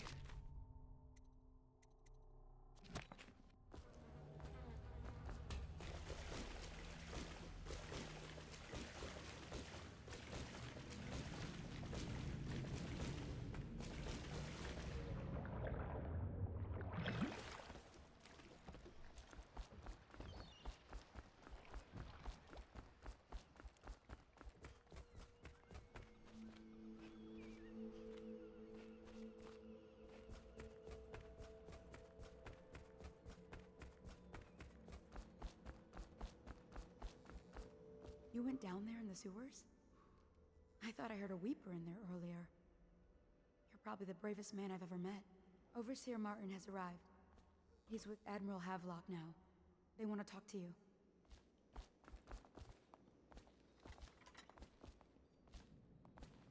Corvo, I trust you remember Martin, an overseer before, and perhaps again someday soon. I owe you thanks for my rescue. Indeed, you've given us a glimmer of hope, Corvo. Because we've gotten what we wanted from Campbell's journal. You've done it. We know where Emily Caldwin is being held. The Golden Cat, of all places. A bathhouse for aristocrats. Little better than a cursed brothel. But there's an unfortunate twist. It appears that Pendleton's own kinsmen stand in our way. The twins, Morgan and Custis.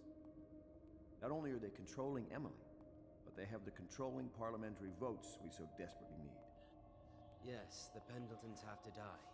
But most importantly, Emily must be brought here safely so we can protect her until the Lord Regent and his entourage have been dealt with. Pendleton's waiting for you on the dock. He's asked to brief you personally. I think it's best.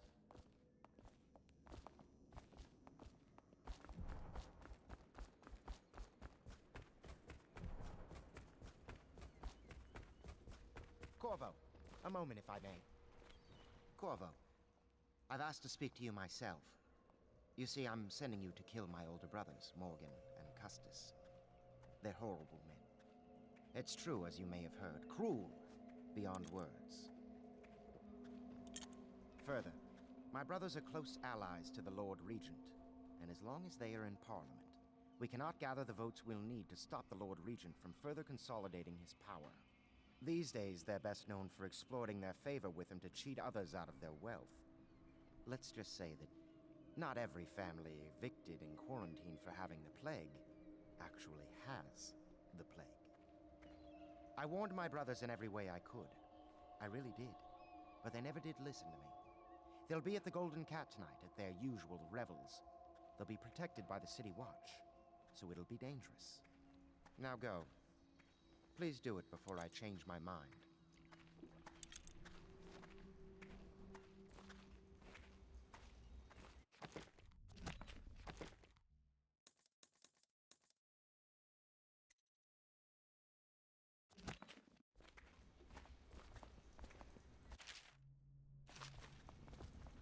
Campbell's book appears to contain much more than we expected.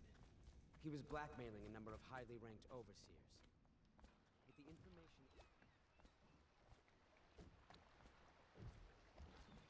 I'll take you to the Golden Cat when you're ready. I've taken Lord Pendleton enough times, believe me.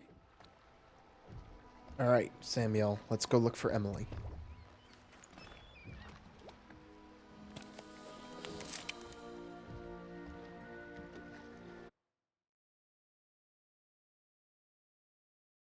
Loyalists believe that Emily is being held at the Golden Cat by the corrupt aristocratic Pendleton brothers.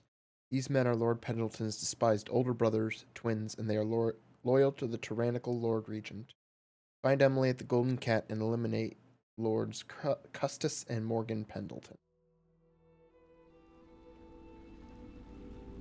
I'll get you as close as I can to the Golden Cat, Corvo. You'll have to go the rest of the way on your own. The entrance is near Holger Square. The main thing is to make sure that little girl, Emily, gets back all safe and sure. Them two Pendletons are there, so I'm guessing there'll be a lot of guards. Slackjaw might have some ideas on helping you get inside the cat, if he don't kill you. This here's his territory. He and his Bottle Street gang hole up at the old Dunwall whiskey factory. They sell the elixir that folks use to fight off the plague. I'll lay low, but keep an eye out for you and the little lady you bringing back. Good luck to you. I know Emily must mean a lot to you. Be careful going up the street, Corvo. A river hand I know pulled up alongside me last night and said there's one of those watchtowers on Clavering now. I guess you getting rid of Campbell shook up the Lord Regent. All right. So that is it. Oh, I see. Oh, a new tower already. So, yeah, that is it for tonight. That was so much fun. I enjoyed that a whole lot. And yeah. I'll be back tomorrow night with some Elden Ring, where we'll be continuing our adventures in Caelid. So thank you all for watching. Have a good night and have a good Monday. And I'll see you tomorrow night. Bye-bye.